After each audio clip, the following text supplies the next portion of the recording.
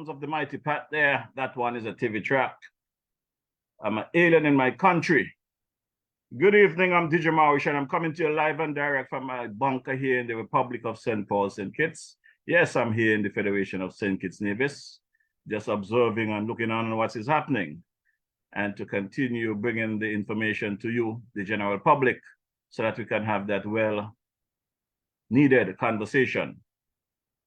But in the essence of time this evening, we have so much to speak about, so much to bring to you, so much to discuss. My brother there, the man Asan, has another powerful commentary this day, November 1st, 2023. So we're going to jump right into Dwyer's commentary, and we come back to the business of the day. I'll be hitting up a few folks saying good evening. You know, we're going to talk the things about what's going on in the Federation, including St. Kitts and Nevis. And I do welcome the input from you, the online viewership. And let's just be respectful with our comments. Say your things, be clear, be precise, and let's just have a good evening. So stand by for the commentary from G.A. Dwyer Astafan for today, Wednesday, November the 1st, 2023. Stand by. Greetings. Over the last year or so, a number of persons have asked me if I am an advisor to the government. The answer is no. I'm not an advisor. I'm good where I am, and I'm good doing what I'm doing. So I'm not an advisor, at least not in the traditional or formal sense. But I do advise. I do so in these weekly commentaries. And before these commentaries, I did so in my weekly articles, on the radio, and other public presentations. In fact, I've been, in parentheses, advising for decades, before I got into cabinet, while I was in cabinet, and since I left cabinet. So while in a sense I'm not an advisor, in another sense I am. I share my views, whether asked to do so or not, because I don't need to wait for anybody to ask me to express myself. I share my views if I believe that it is the right thing to do and the right time to do so. And sharing views can, in a sense, be considered to be similar to giving advice. Sometimes before sharing my views publicly, I might give a person a heads up and invite him or her to have a prior chat with me about it. So administrations past and present have had the opportunity to pick sense from nonsense in what I've had to say, and to be guided accordingly. But my record as, again in parenthesis, an advisor to successive administrations over the years has not been good, because generally I've either been ignored or abused. So clearly my advice, whether good or bad, has not been taken, but in the process my record of giving advice, whether asked to do so or not by governments, it's not been very good. Not much has changed. Either you get ignored or you get abused for your advice.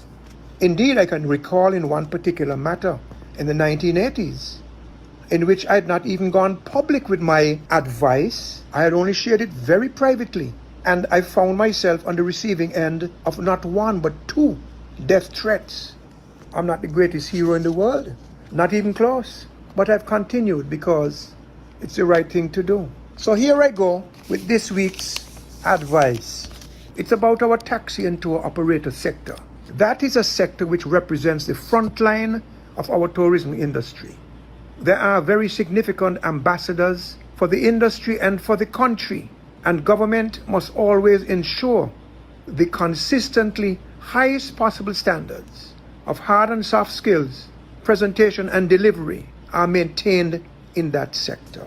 After the closure of the sugar industry in 2005, a lot of people were allowed into this sector without being properly trained in those hard and soft skills and in other things required for the job.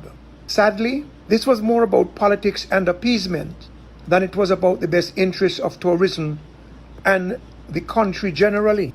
This not only dropped the standard, but it started a process whereby the sector, in my opinion, became overpopulated, and as a consequence, regular, genuine, truly committed operators and the industry suffered.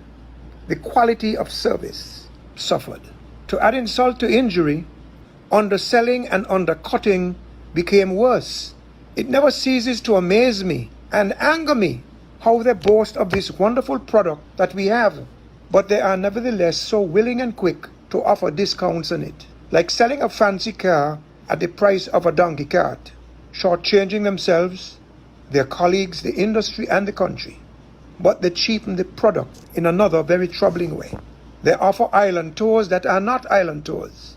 They hustle through the tour so that they can get back quickly to Port Zante to carry the next set of unsuspecting tourists on another quickie tour, which isn't an island tour. Is that how they get even with the tourists for not giving them a real tour? So over the years, the genuine operators have often found themselves holding the dirty end of the stick. And on top of all of that, there are people working those tours who are not properly qualified in skills, attitude, and presentation. I'm not saying that people should not have been added to the sector over the years since the closure of the sugar industry. Not at all. Instead, I'm saying that too many, too quickly, and too many who did not measure up to the appropriate standard were let in. And the increase in cruise arrivals did not produce the hoped for windfall for genuine operators. Then came COVID, and the companies which had sold buses to operators began repossessing them because no money was being made. And for a very long time, until even now, there was great suffering. Thank you very much for that, Timothy Harris, Lindsey Grant, Josie Byron and company. We thank Harris and his cabinet and all who were with them for the late start of the cruise season 2023. Because anybody who knows this business knows that the cruise ships' itineraries are set 2 to 3 years ahead of time. Now, I believe that there used to be a policy whereby operators could import a vehicle with duty concessions if the vehicle was older than 4 years, provided it was in good condition. I'm told that the ministry may be looking to change that policy to restrict operators only to vehicles that are not more than 4 years old. If this is the case, I believe this is wrong. Firstly, the ministry needs to bear in mind that, like our national economy, taxi and tour operators have not yet recovered from COVID, at least financially and economically. The government cannot say that it has not recovered, but still look to apply unreasonably and unjustly stricter policies on the service providers in the sector which, after the CBI, is the biggest producer to the economy. These sufferers in this very key industry need help, not more burdens, not unfair burdens, of course without dropping the standards in the industry. Further, the requirement that the vehicle must be 4 years or less does not make sense. Instead of age, the ministry needs to look at condition of the vehicle and test the vehicles stringently when they arrive and have annual, strict, consistent testing for quality control purposes. You can have a 2-year-old vehicle which is in worse shape than a 10-year-old vehicle. The 2-year-old vehicle can be allowed in, but not a 5-year-old vehicle. Doesn't make sense with respect. So I'm advising, yes, I'm an advisor now, advising the ministry and the government to review this situation. The 4-year vehicle policy can do serious damage to long-suffering operators and to the sector. Further, maybe even in the alternative, I'm advising, yes, I'm an advisor informally from the street. I'm advising the Ministry of Tourism and the government to review the method of calculating the duty and other taxes. Calculate duty on the FOB price of the vehicle rather than on the CIF. FOB does not include freight, while CIF does, and the final numbers are extremely different in both cases. CIF is a lot more, with the burden on the operators being much higher when the CIF method is used. What rhyme or reason or justification can a government give to continue that method of calculating? Freight is not only high, but it has gone up. But calculating the tariffs against the entire cost, including freight, is an exercise in artificiality, because the freight is not a government cost. Yet the government uses the freight to generate unfair revenues to itself, extracting money from these people and from all of us. So recalculate it against the FOB and forget the 4-year-old rule if the arithmetic suggests that that is the right way.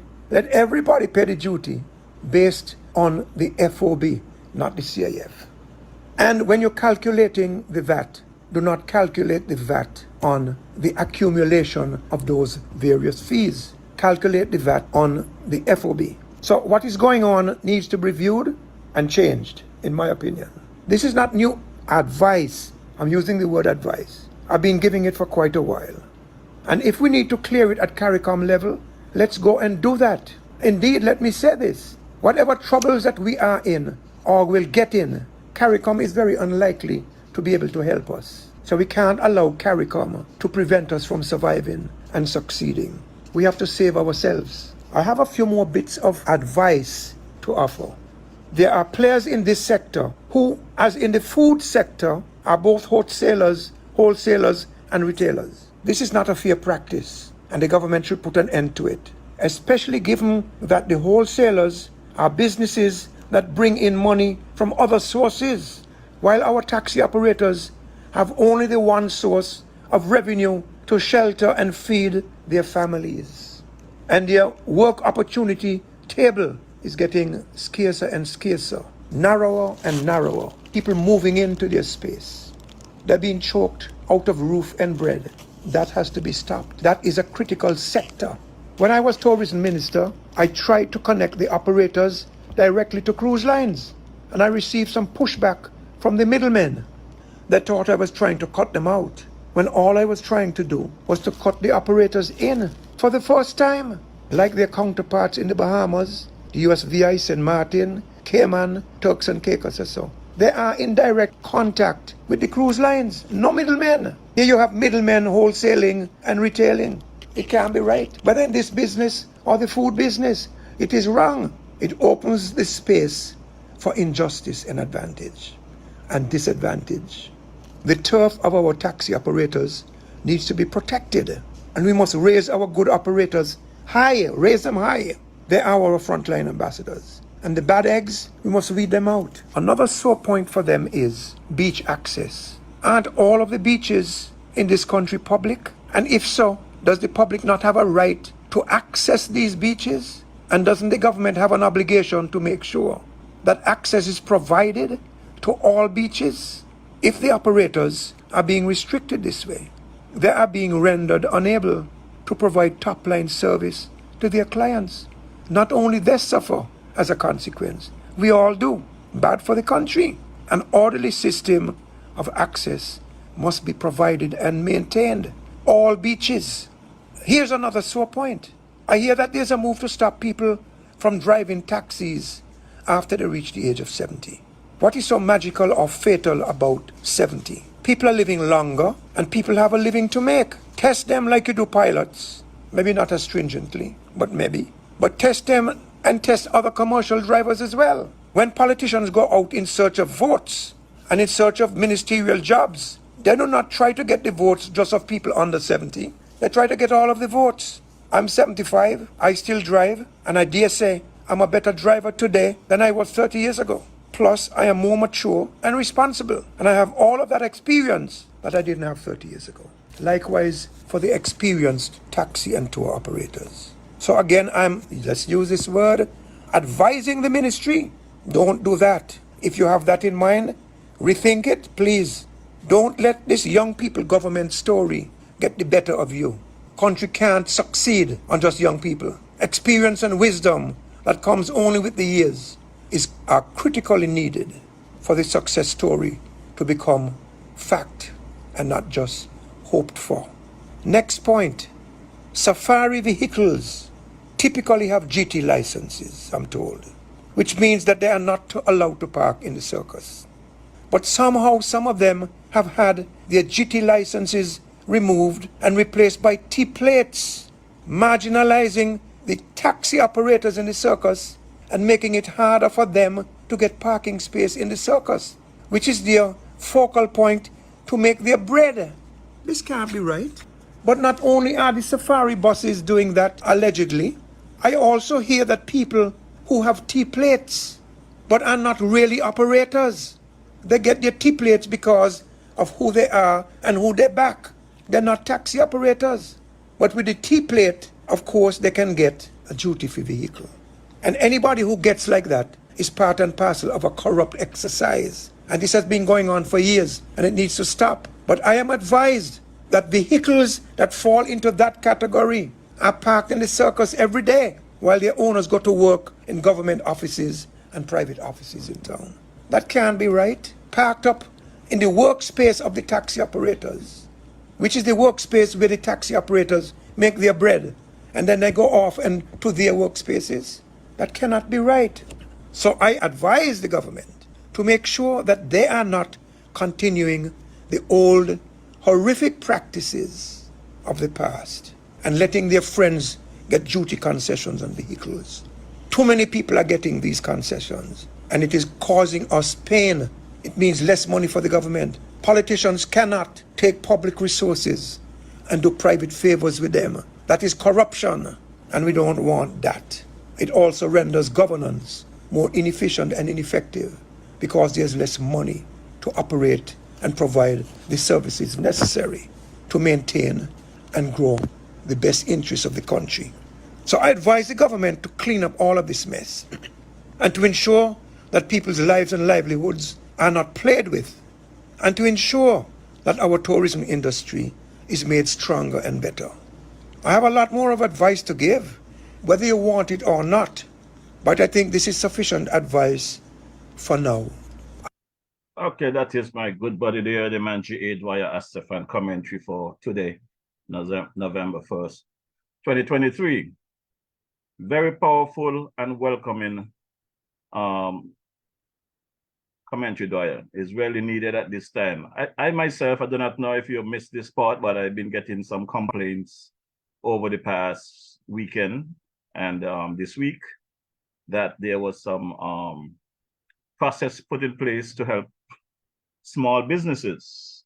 I understand my brother there in Nevis, Brother Carbo, has been one of the champions on the airways trying to get some assistance for small business from far as back at God knows where during the COVID period and whatever.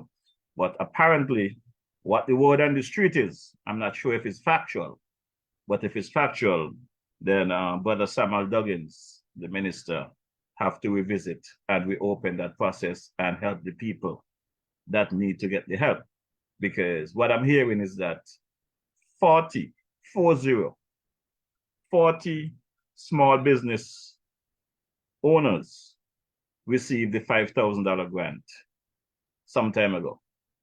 But the persons that were selected for this $5,000 grant that they received, they are not into small business full time.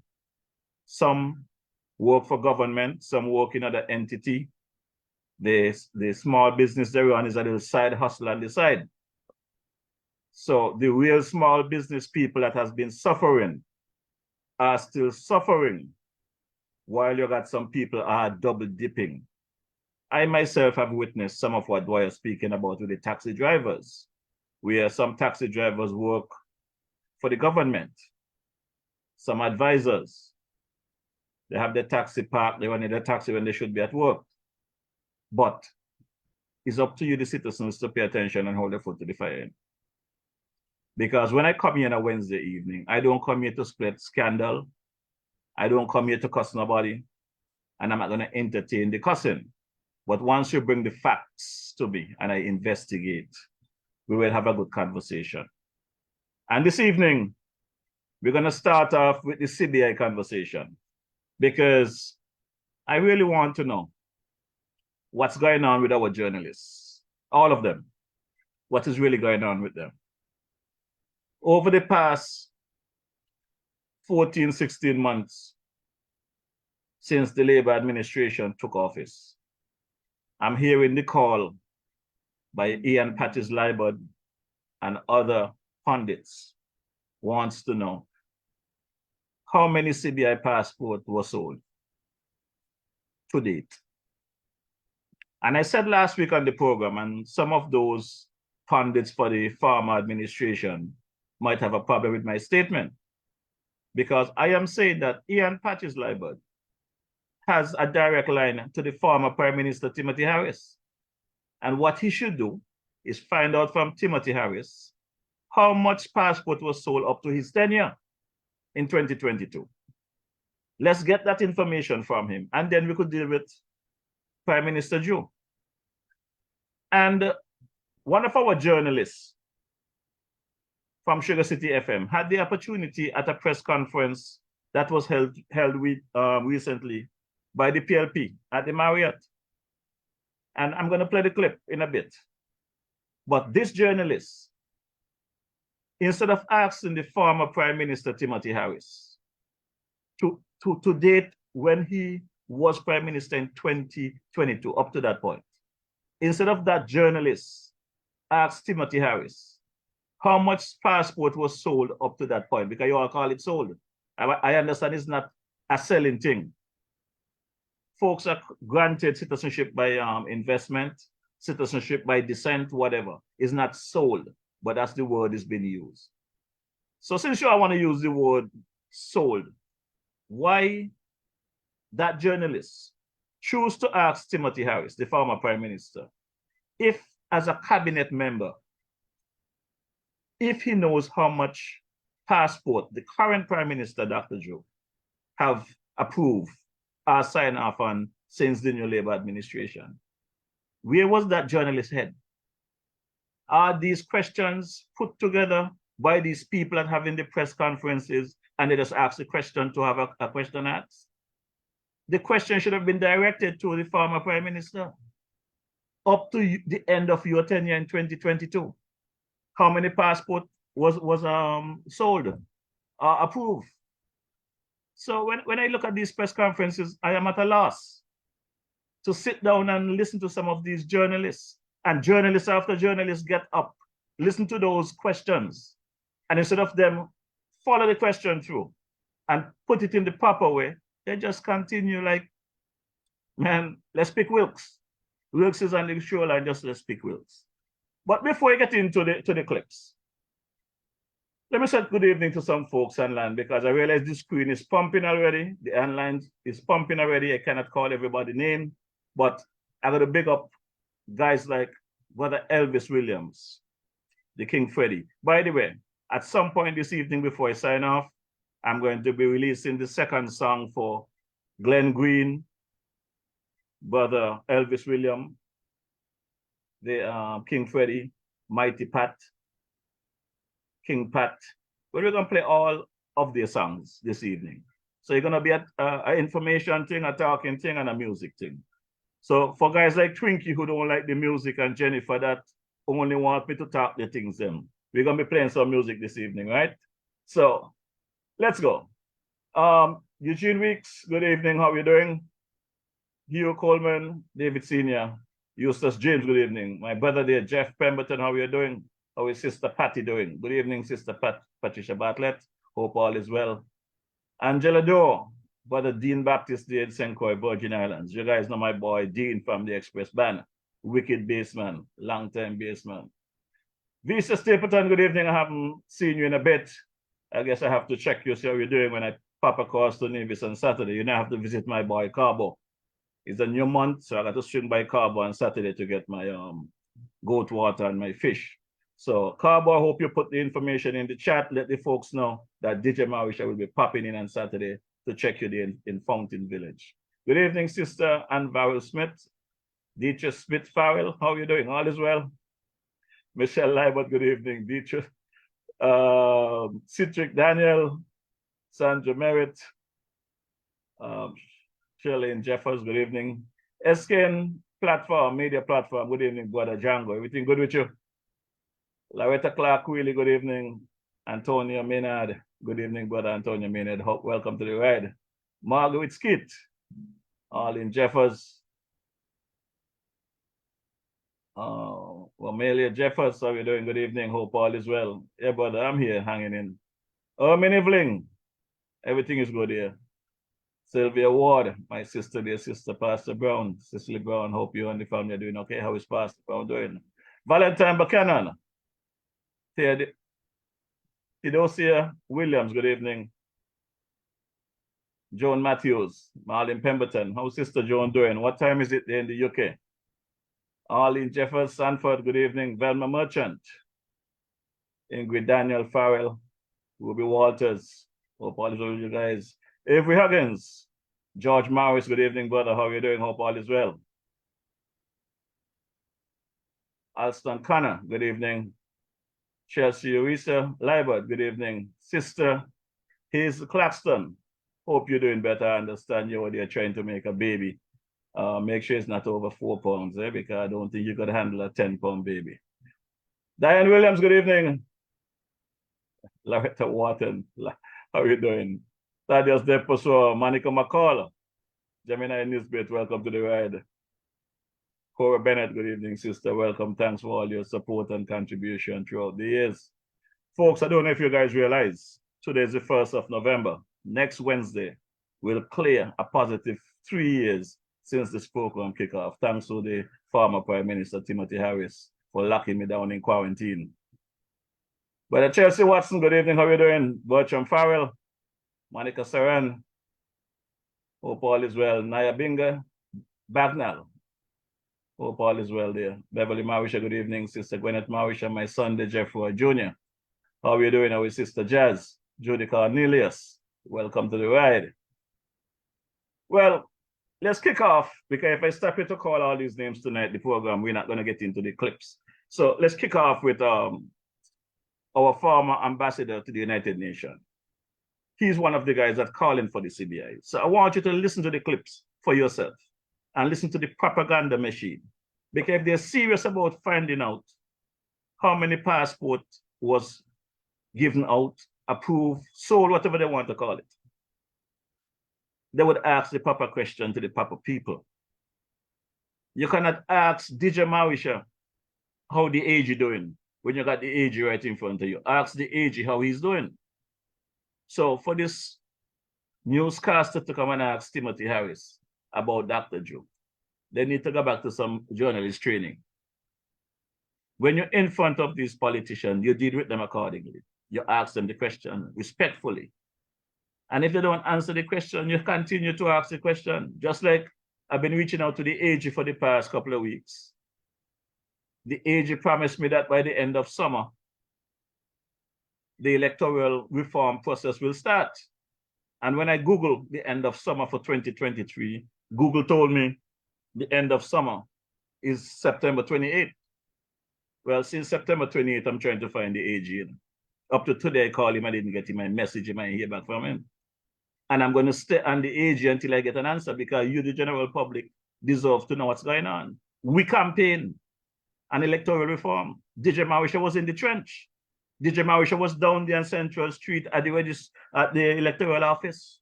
Larry Vaughan became a scrutineer after for the Labour Party prior to the election. Several months after the federal election, the Nevis election came with still confusion. The electoral office was not taken care of. And we cannot go into the end of this year and nothing start to get some things moved at the electoral office. So I will continue to reach out to the AG. And if I don't hear from the AG by next week, then the Prime Minister would have to explain to me what's going on. Because the Prime Minister naturally is in charge of the country. So if I cannot get in touch with the AG, I have to go back to the Prime Minister. And I need to know what's going on with the electoral process. Something needs to be done. You know, this is not no time for playing around. There are some things that you campaign on that might take the full 5-year term, because you were given a 5-year mandate. It might even take longer than the 5-year term. So you deserve to get a second term, but at least show the people that you're working for them. Show the people that things are moving. If there's a reason, if the process have not started as yet and there's a reason for it, come and give us the reason. But return my call.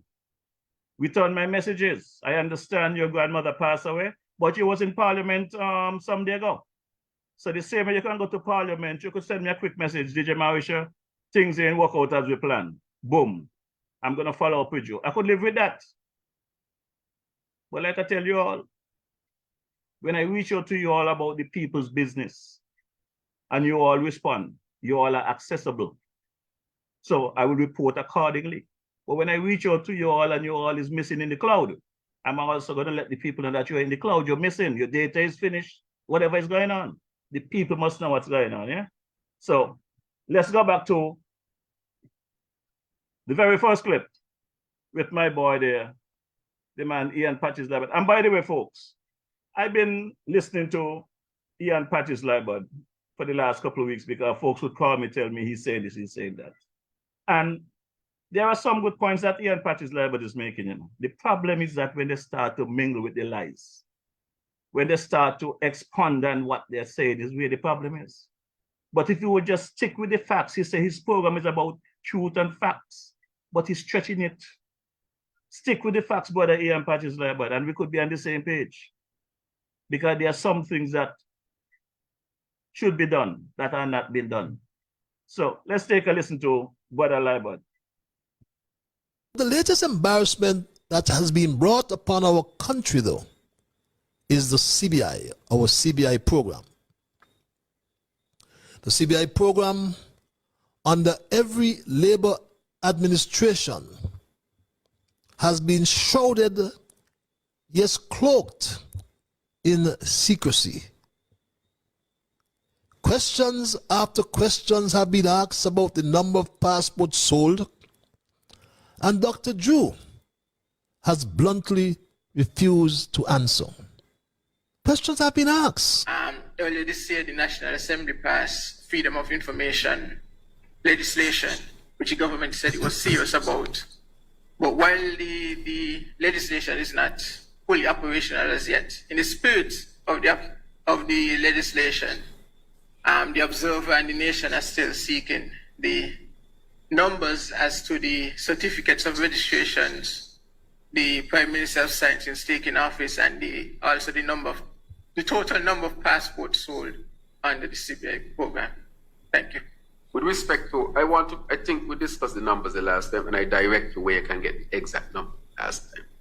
And that is why I want to add, if you really want to know the number, I will direct you directly to the source, where you can get the exact.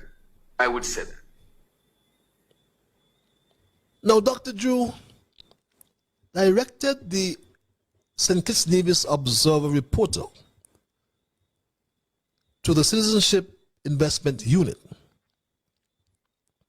But its CEO, Michael Martin, refused to provide the information even to a friendly journalist from the government's own SKNIS, my straight dog family.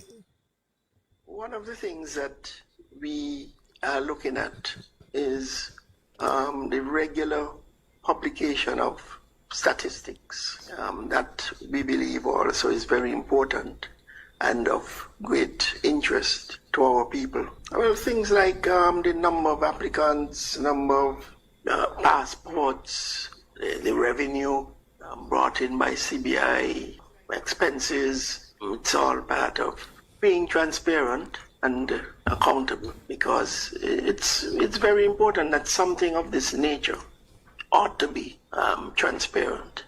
It's a program that confers citizenship on virtual strangers, people who were not born here.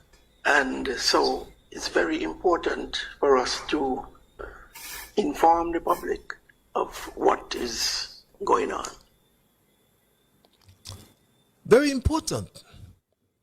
Michael Martin conceded that it was important to inform the public about what's going on. But ironically, he never did. Although in fairness to Michael Martin, it is Dr. Drew and only Dr. Drew who can sign the certificates of registration. As a matter of fact, the Canadian banknote CBN Company, as it is called, has been collaborating with the government of St. Kitts and Nevis since 2005, some 18 years ago. The CBN is the company hired by the government of St. Kitts and Nevis as well as 11 of the 15 CARICOM members or CARICOM member states to produce their passports. CBN manages the issuance of every single St. Kitts Nevis passport, which it activates and or deactivates, as the case may be, upon the instructions of the government. ZIZ, in a news report of December 2014, some 9 years ago, reported to the nation on December 11, 2014, that the Canadian banknote company assures highest passport quality. CBN, the report continues, has been collaborating, as I said before, since 2005, as well with 11 of 15 CARICOM member states. Mr. Pop, it says in the final paragraph, explained that his company assisted the Federation with the exchange from the machine readable passport to the electronic passport or e-passport in 2010. He elaborated that the security features in the St. Kitts and Nevis e-passport are similar to those found on the banknote. He continued, my Straight Talk family. Now, since 2014, as we have gleaned from that information I just posted, the Canadian Banknote Company has been the chief provider for the machine readable passports used within the Caribbean Community bloc of countries. I can say this much, that having acted on numerous occasions as Minister of National Security, I am aware that the Canadian Banknote Company sends a detailed monthly report to the Permanent Secretary in the Ministry of National Security, which is then obviously forwarded to the Minister of National Security. Is Dr. Juice saying he's not reading those reports or he's not getting them? Now, my good people, if you follow the confusion that the patch-up fella is trying to present, you see what I'm saying? If he would just stick to the story, stick to the issue, I don't have a problem with his line of questioning. But here is Ian Patches Liburd for the past months since the Labour administration took office on the 6th of August, 2022. He's campaigning how much passports sold. He wants to know how much passports sold. But he's coming back here now to tell us that he himself has acted as Minister of National Security, and he knows that monthly report comes in and the amount of passports sold. So my question to Patch is, in which year, what year did you act as National Security? And during that time, according to the report you're speaking about, how many passports were sold or approved based on the report that you read? And let's go a step further. You're talking about 2014, Ian Patches Liburd. That was under a Labour administration, the Denzel Douglas-led Labour administration.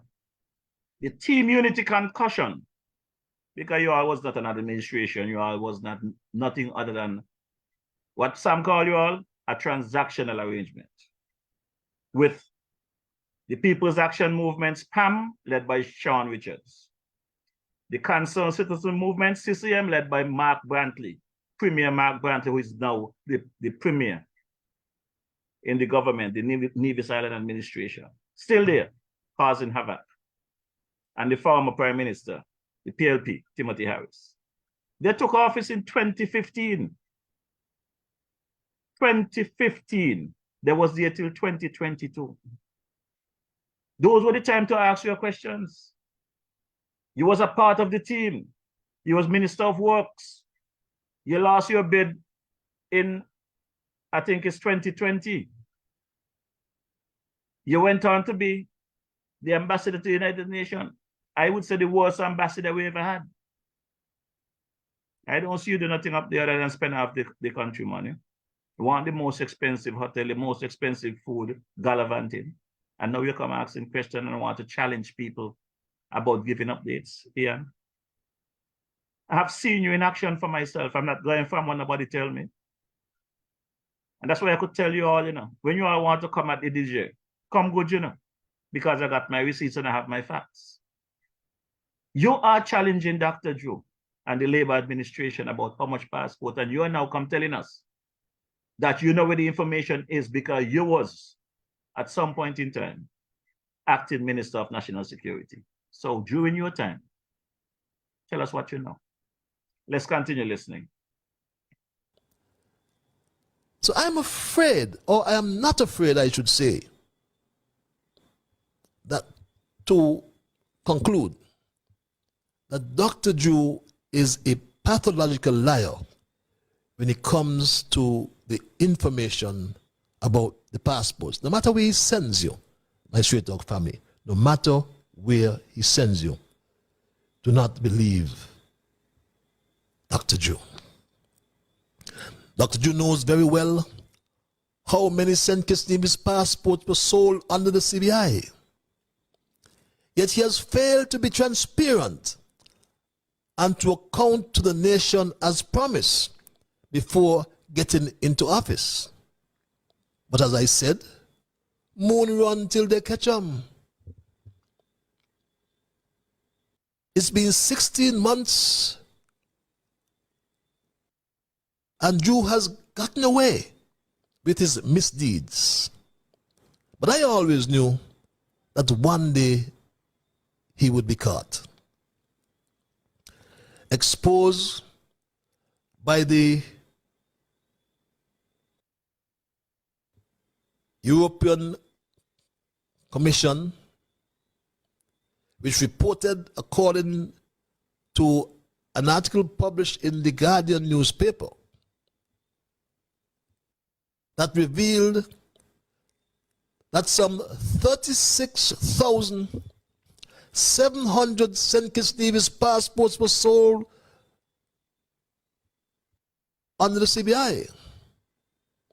And the country, our nation, our federation, awaits Dr. Drew's acceptance or denial of the said report and the amount of certificates of registration he has signed since taking office on the 6th of August last year.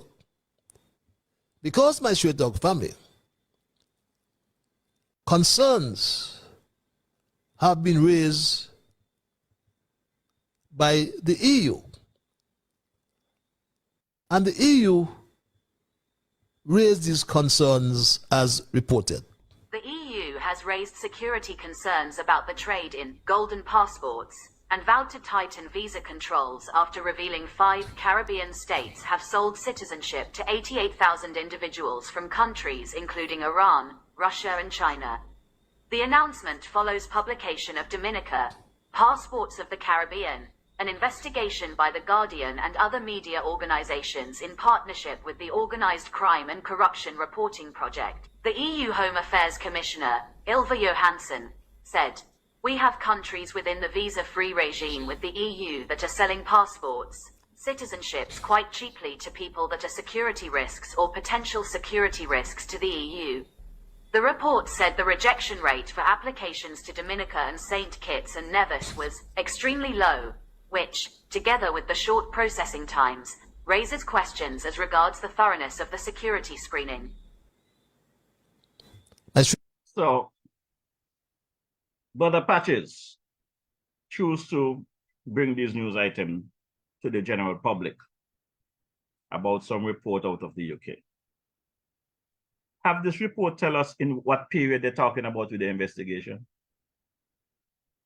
Was this investigation done between the period of August 6, 2022 and present? Or was that a previous situation under the Team Unity administration where they were selling our passport like hot bread and butter? Or like Dwyer would say, black pudding on a Saturday afternoon. Why these people want to burn down the house? And then they want to come with a cup of water to throw on like they're trying to help out the fire. When is them light off the house? Patches, you was a part of the problem. You was a part of the government. Sam was a part of it. Dwyer was a part of it. Douglas Watley was a part of it. Big Lice was a part of it. All of you that created the PLP, created the Team Unity administration. I know many of you have come out boldly and said, you made your mistake and let's move on.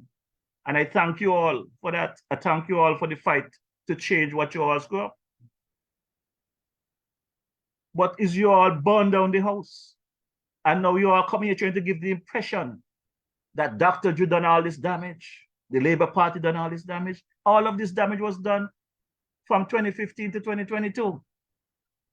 God saved this country. We used to sing a song, God Save the Queen. But God saved St. Kitts Nevis when he helped us to get rid of the team concussion. Not no administration, the Team Unity concussion. And I know many of you out there, you know, sour grapes. Because some of you cannot get the liquid cash that you all was getting. I feel your pain. But while some of you were getting that liquid cash weekly or daily, many of us had to pay the price. As I said a couple of weeks ago, that VAT that we are paying today is because of bad management previously, as far as back as maybe the original, whether Bradshaw, Simmons, whoever, I do not know. But I know when VAT came into place, when the IMF had us in their clause. And I'm not going to be like everybody else that say, this government did not do and this government did not do. Every one of you went in there. You all have done well to put in infrastructure and move us forward. But some of you, it's like the cow that give the farmer or the owner a good bucket of milk and kick it down because you all do more damage than good. The farmer Team Unity concussion has done more damage to this country than good. And no matter how you all try to challenge and try to change history, it is facts. The facts are there to see you cannot change history. No matter how you all try, you cannot change history. So let's continue to listen to Brother Patches because they're the one that burned down the house. They're the one that have St. Kitts Nevis in the state that it is. Leader of PAM, Sean Richards, leader of CCM, Premier Mark Brantley, the former Prime Minister, Timothy Harris. All three of you and the enablers have us in the position that we are today. But thank God, we now know the difference between what was and what is and what should be. So let's continue listening. Your dog family, the St. Vincent Times corroborated the story. And in two publications under the editorial staff, and under the caption, the Commission also questioned the Caribbean's CIP's high acceptance rates. And it reads, based on information received from competent authorities, my Straight Dog family, the Commission has concluded that all of the investor schemes under consideration have a large number of successful applicants, with at least 88,000 passports issued to date. This figure exceeds 30,000 for several countries. 34,500 passports issued by Dominica and 36,742 by St. Kitts and Nevis. Simultaneously, it continues, the rejection rate is extraordinarily low, between 3 and 6%, which together with the short processing duration, as little as 2 months in some cases, raises concerns about the completeness of the security screening. Yeah, Brother Patches. Like I said, you make some good points, and I can follow your points, but you're stretching it. And again, I'm going to go back to this journalist from Sugar City FM, because you guys been crying about how many passports sold. But when this journalist had the opportunity with the former prime minister in front of him, Timothy Harris, to ask the question, to confirm how much passport was issued or sold or citizenship during his tenure, listen for yourself what he asked. Good afternoon, Ralston Rankin from Sugar City FM. I have a few questions, I should say. You spoke on the CBI program just a while ago. The CBI program is undergoing serious negative scrutiny at the moment, unlike during your period in office. Why do you think this is happening? And do you think the government presently is responding apparently to the challenges? And also, do you think if your government was still in place, would the restrictions or the problem that we're facing would have rolled over into your government? My second question, given your position as a cabinet, not cabinet, I should say, parliament member, and also the leader of a political party, do you have an estimate of how many passports you think the current prime minister would have signed over in the last 14 months or so? And how many of those would have been for the prison project that your previous administration had in place? So here is a journalist from Sugar City FM who has the former prime minister, who should know how many passport was issued, how many citizenship certificate was issued from whenever to 2022. He was the prime minister up to August 5th, 2022. And look at this question, this ludicrous question that this journalist is going to ask. He's going to ask Timothy Harris, what do he think about the current prime minister? How much passport he signed? How much certificates he signed? These journalists need to wake up. If you all have been paid to spread propaganda, then come out of the business. That is not the job of a journalist. You're there to bring the news and ask the tough questions. You should not be asking the former prime minister about the present prime minister what you think. Ask him, what did you do in your time? You're there to represent the people. Now, my good partner here, Glenn Bart, that I rate highly, he came up and he asked a question as well, but he didn't follow up on that question and give Timothy a direct question. Listen to him. Glenn Bart from SK Newsline. I wanted to continue also along the lines of the citizenship by investment program because of the recent press that we've been having. The European Union, the European Commission's recommendation to the European Union that they should sanction or withdraw the visa-free access under our programs. It is my understanding that this is not the very first time that they are attempting this move or they are promoting this idea among the European Union countries. What makes it different this time around, in your opinion, and what has been the response that you have had when you were in government as Prime Minister? Harris, the two Now, questions.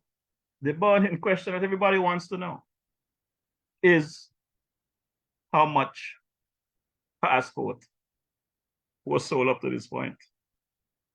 And you got a room with a few journalists to ask the question, and none of them got to the point. And to make matters worse, you all remember Wendy Phipps, the former health minister, the former all kind of minister, the former lady that said she walked out of the meeting when they were getting the honorarium because she know her name was on the list.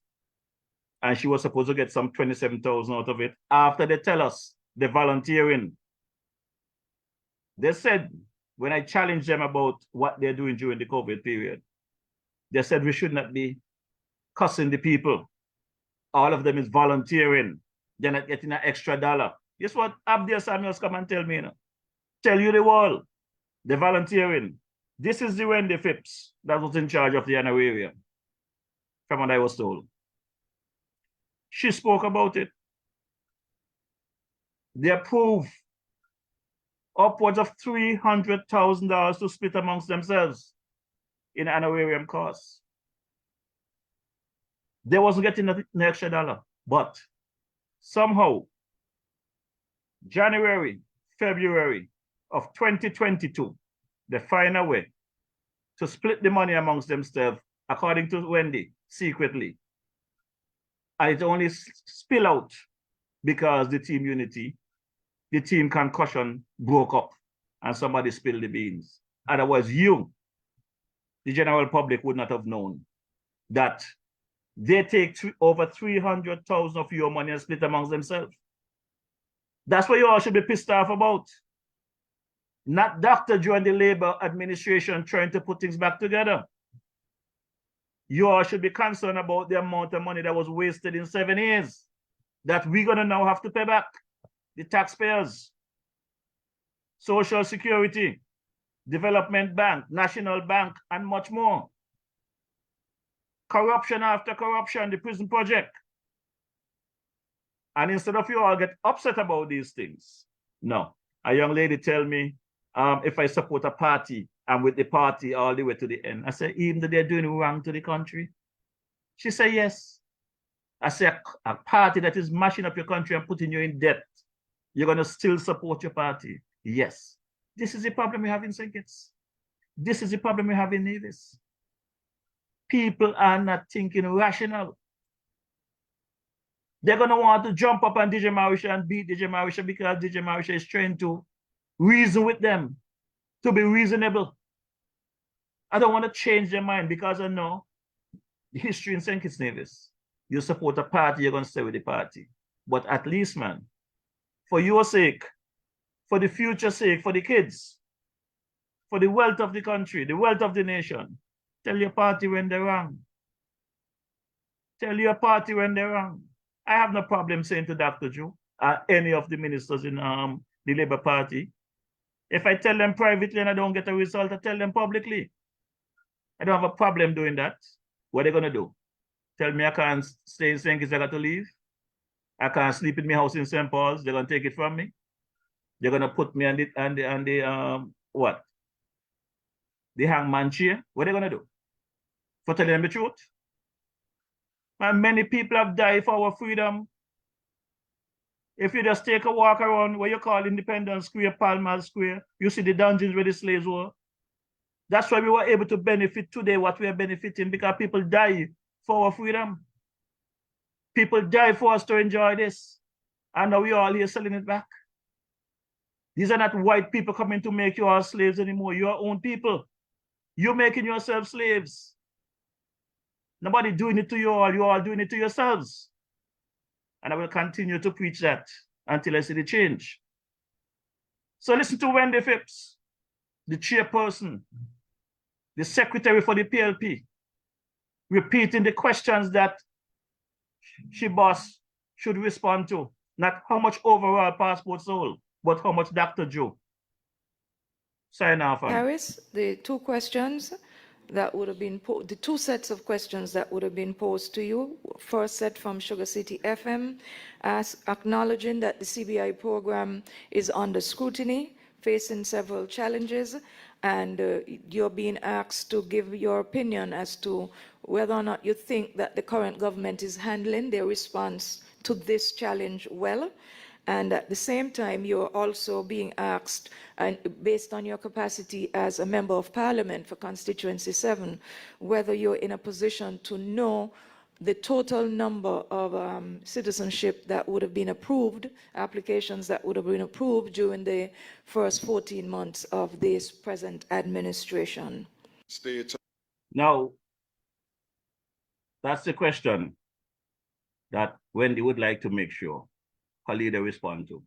Not the question that Patch has been asking for weeks, that Eustace Hendrickson and many other people out there want to know how much passport, Big Lies want to know, how much passports sold. The man that could tell you that, listen to him now. Evade the questions. Just answer what they want to answer. Propaganda, pure propaganda. And I'm going to give you the time to listen. So take a listen to the former Prime Minister, Timothy Harris. States of America, most powerful country in the world, and the government of Canada had basically sanctioned our country. And I want to take you back to May 20th, 2014, and invite the media to go look at it. The document is FIN-2014-A004.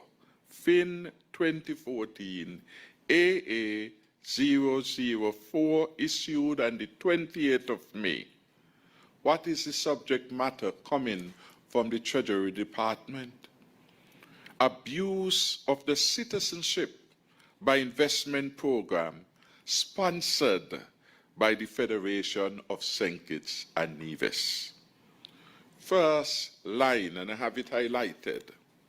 Passports obtained through St. Kitts and Nevis Citizenship by Investment Program under the previous Labour government headed by Douglas. He said, used to facilitate financial crime. That is what we must guard against. That was the concern then of the most powerful country in the world. I have this because it was a public statement to the entire world. That is why I say it was frightening what we inherited in terms of a CBI program.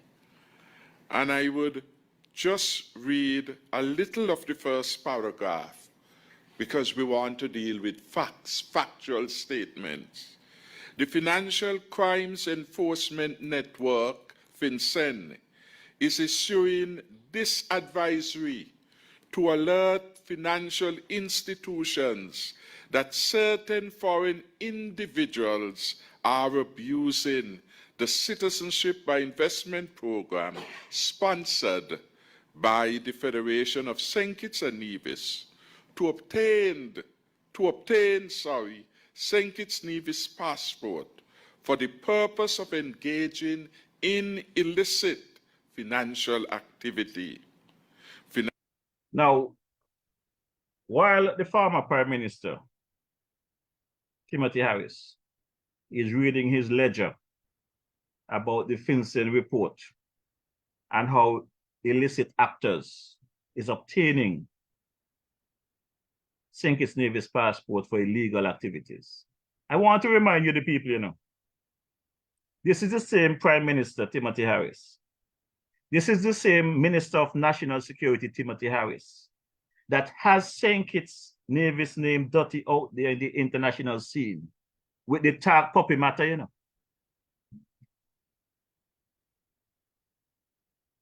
The situation, the puppy locked down someplace, I think they say in California.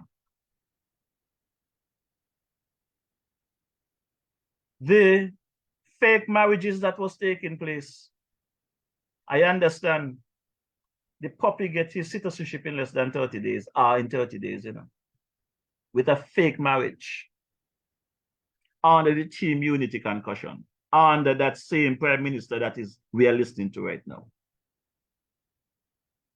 The man is still in prison in US jail. The case is still ongoing.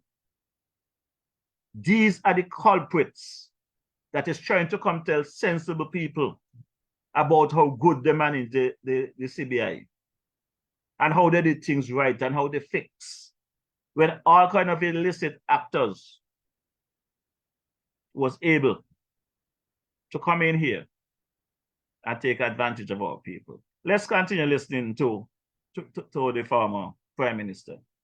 But we know the facts. They're spreading the propaganda. They're going to make noise because they have to say something. They can't stay quiet. That is the job of an opposition. But you, the people, have to use your common sense. Pay attention. Ask them about the puppy that they give passport to from fake marriage that is currently in a US jail. The case is still ongoing.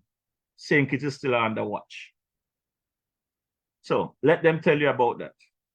Financial institutions can mitigate exposure to such risks through customer due diligence, including risk-based identity verification consistent with existing customer identification programs requirement. And then it goes on to talk about, under the past regime before us, the program, as administered, maintains lax controls as to who may be granted citizenship. And the government has publicly pledged to improve these controls. However, United States Treasury didn't believe them. He said they believe that these controls remain ineffective. For example, in 2013, the St. Kitts Nevis government announced that all Iranian nationals were suspended from participating in our citizenship program. Despite this public assurance, FinCEN believes that Iranian nationals continue to obtain passport issued through the program. This is a damning indictment. This is the most powerful country saying that your government officials are lying, that they have no credibility. That was the problem that we face. And you would tell me this happened in May, and by November 2014, the second most important country for us in terms of tourism, in terms of migration, in terms of relationship, historic and otherwise. I went to the Tabernacle Primary School built by Cedar. Canada then has been part and parcel of our socio-economic life. And they determined things were so bad with our program that they were going to stop all of us who could have before then just buy a ticket and go to Canada from being able to do so. We now had to go through the process of making application and being turned down if necessary. Timothy, again, when you guys are making your points, I love when you all are hitting points because we got to hold the current government foot to the fire. But when you are going to be telling your lies, tell us what's going on with the Talk Puppy matter. Tell us why the case was pushed under the table. Tell us how the Talk Puppy or the Hush Puppy, whatever you all name all you want to give him, whether he want to talk, whether he want to hush. Tell us. Because I don't think he's a hush puppy, you know. If he didn't talk, we would not be in hot water with the US. He talked the things them. He talked where he get his citizenship by fake marriage. That is why St. Kitts Nevis is under scrutiny right now from that case. Tell the people it was under the Team Unity administration that this man received his citizenship. I have helped individuals apply for citizenship by descent. Legally, they take a year. Some take 2 years to get a certificate. But you guys gave a crook citizenship in less than 30 days, less than a month. Just as during the COVID, you guys locked me down for 14 days unnecessarily. But you all let somebody come in here and put COVID in our ass, put us in a community spread. Several died because of your bad management. And you all want to come now, come tell sensible people how you want another chance to burn down which house? Timothy, not a chance. Not a chance. We're going to continue listening to your nonsense.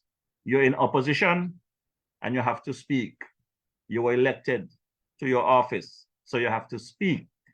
But I am telling you, DJ Morrishaw is telling you, not a chance. I will continue to try you in the public square, and I will continue to let the people know what you are.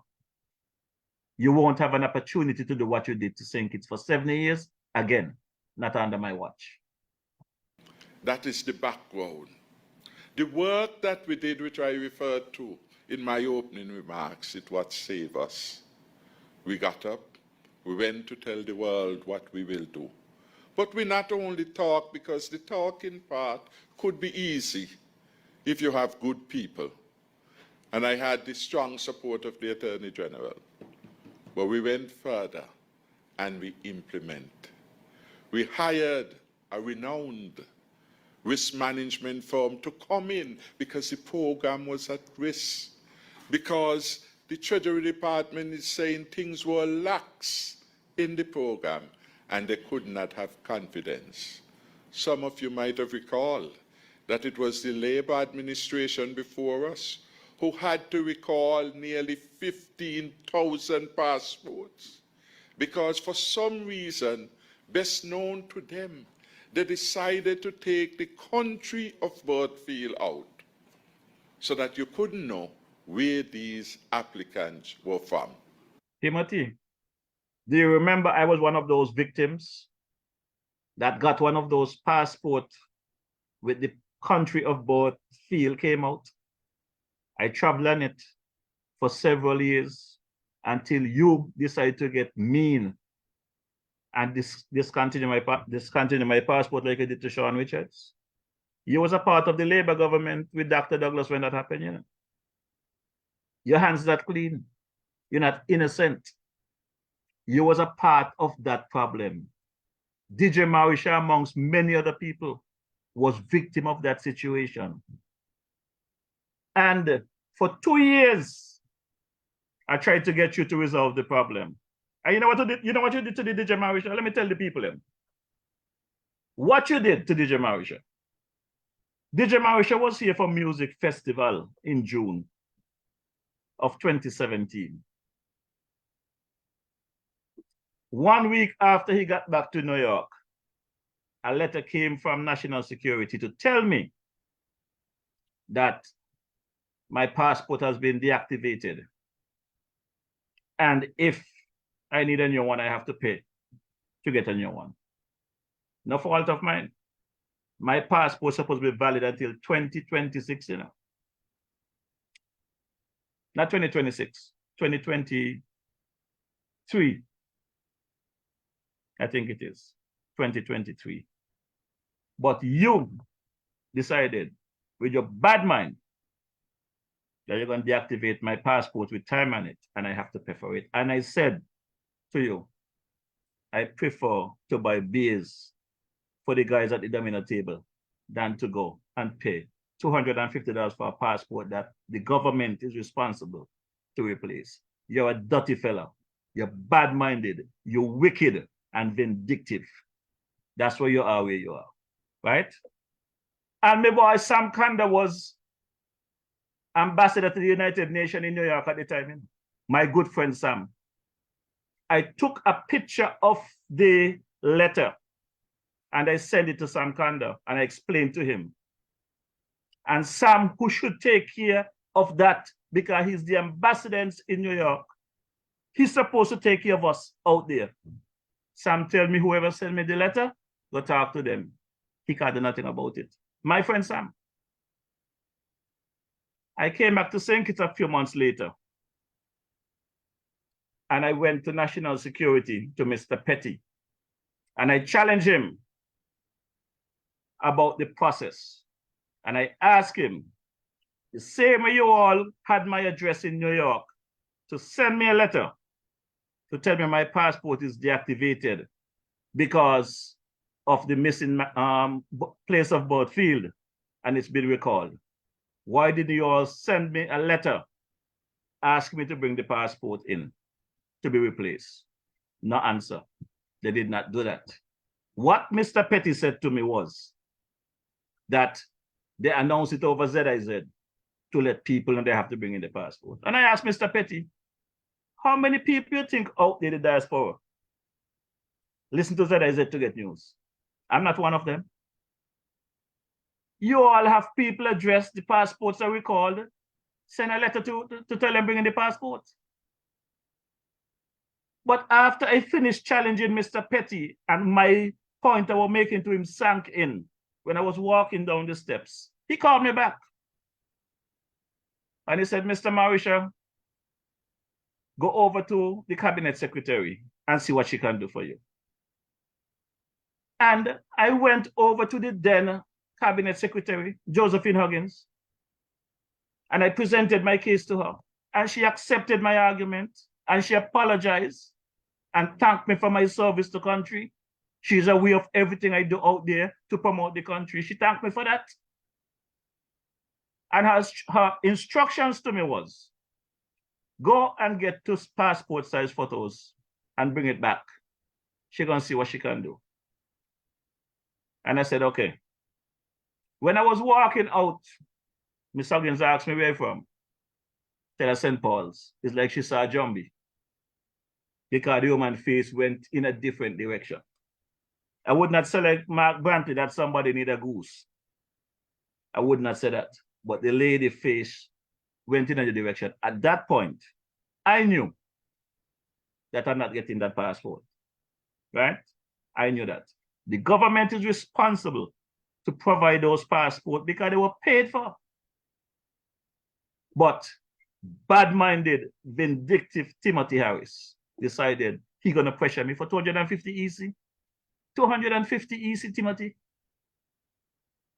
What do you think that's gonna do for the Morrishaw? So, at the end of the day, I took the passport back. I got a call the next morning from Miss Huggins, bright and early. Mr. Morrishaw, I got some good news and bad news. I said, what's the good news? Well, the passport can be replaced for $250, but I cannot get the money waived. It didn't surprise me. That is what I expected. I went and I took back my passport. Now, all this time, I'm trying to reach Timothy to deal with the matter, you know. No return call.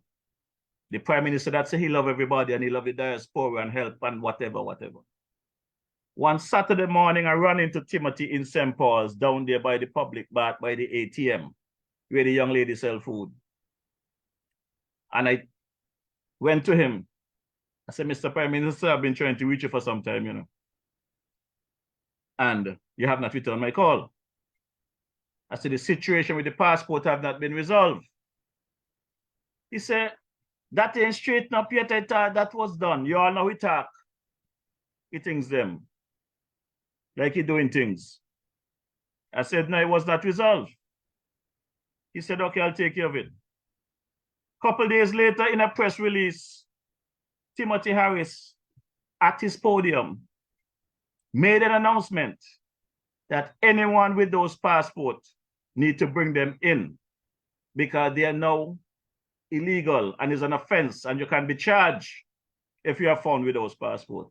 Well, guess what? I wanted them to charge me, you know. Every time I go come in the country, I have my passport. I wanted to charge me. That is my passport. I pay for that. You, the government, mess up and it was your responsibility to replace the passport.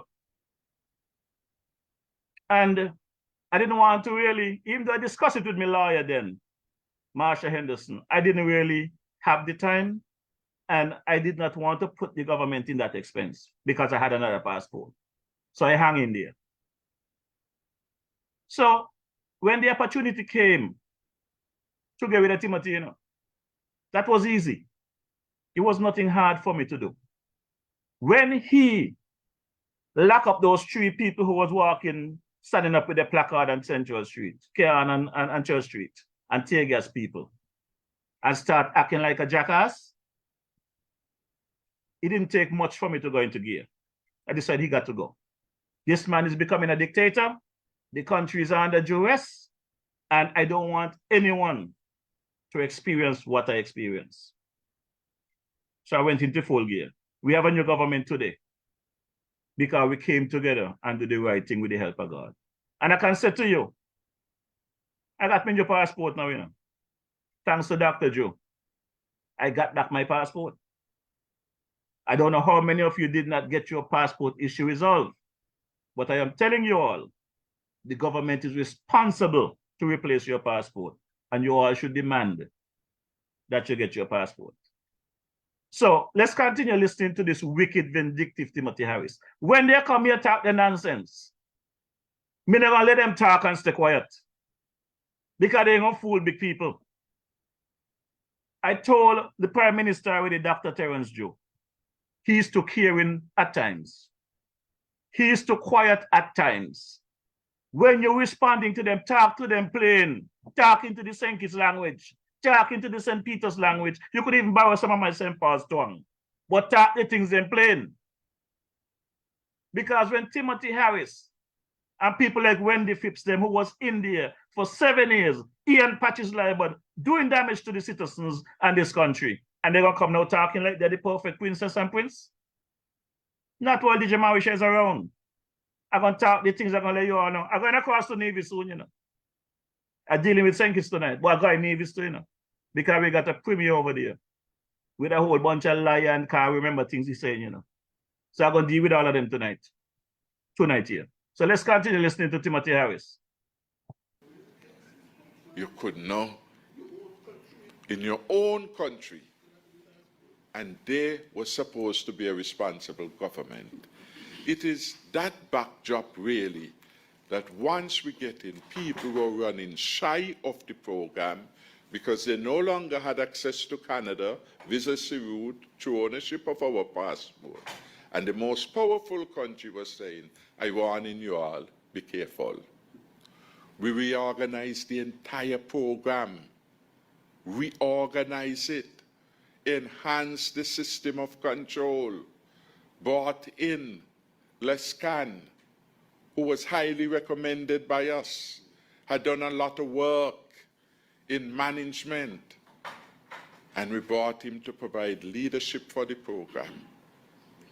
We continue to build confidence with developers. They came, we explained what we were doing, not like now. People are asking, sending letters, getting no response. Because the new team, they're really at loss, square peg in round hole. And that is hampering the forward thrust of the program. The government came in and without heeding advice, because the program over time has changed. We did not get sanctioned because we did what we needed to do. And we communicated. Not one passport of St. Kitts and Nevis under my watch was issued unless it went through a multi-layered system of due diligence. So Timothy Harris, if not one passport under your watch was issued, or the citizenship certificate was not signed by you, how was the hush puppy, aka the talk puppy, able to slip through the crack? How was this happen? How was it able to happen? You are talking a bunch of hag mess. We're no different. The case records are there. It's public record, we know. The hush puppy matter is still haunting us internationally. And it might haunt this country for years to come. So how are you going to say nothing was done under your watch? when you know it's not so. People need to pay attention to your lies. You are the worst prime minister to ever sit in office in this federation. I can tell you that to your face, publicly and privately. And Brother Timothy, I love you as a person, you know. I enjoy playing me domino with you and things. I don't know if you're going to play domino with me these days because I'm giving you the things that you do. But if you want to play a game of domino, I'm open to playing a game of domino with you. Because we're going to talk the things that we're talking now. I'm going to remind you of all your lies them. But we could still play a game of domino. So let's continue listening. Inspection by the service provider, go to the database at the CIU. We get professional people to go Russia, to go China, wherever these people are, do the background checks, write up a report and advise us. And when that was finished, we send it up to the international system, JRCC, I think it was. They brought into being all the database in the world. Interpol, FBI, every crime-fighting agency. In other words, you are scrubbing these applications. And if, when the entity in Barbados said, this one is suspect, don't do, we did not do. And we honored their recommendation whenever we met, and we give them the score, give them the information, they were satisfied. We were so bold to say, send in your inspectors. Let them come do the audit, because we were committed to the integrity of the program, and we raised it to a new level.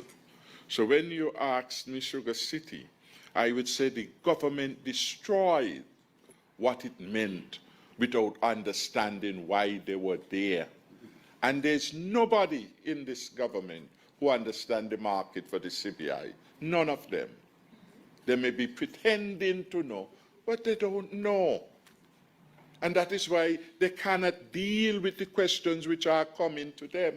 That is why, despite he will say, go ask the CEO what he should know, and he is the minister. CEO not answering the phone.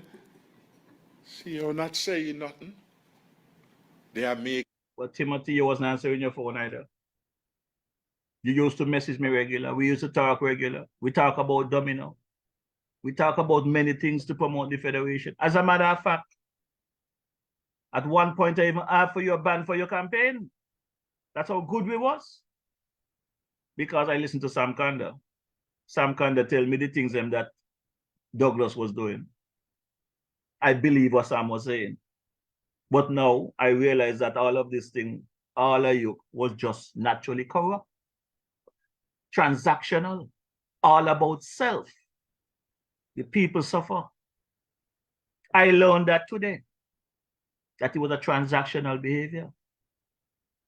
Because when Mark Brantley was getting, he was the best prime minister ever.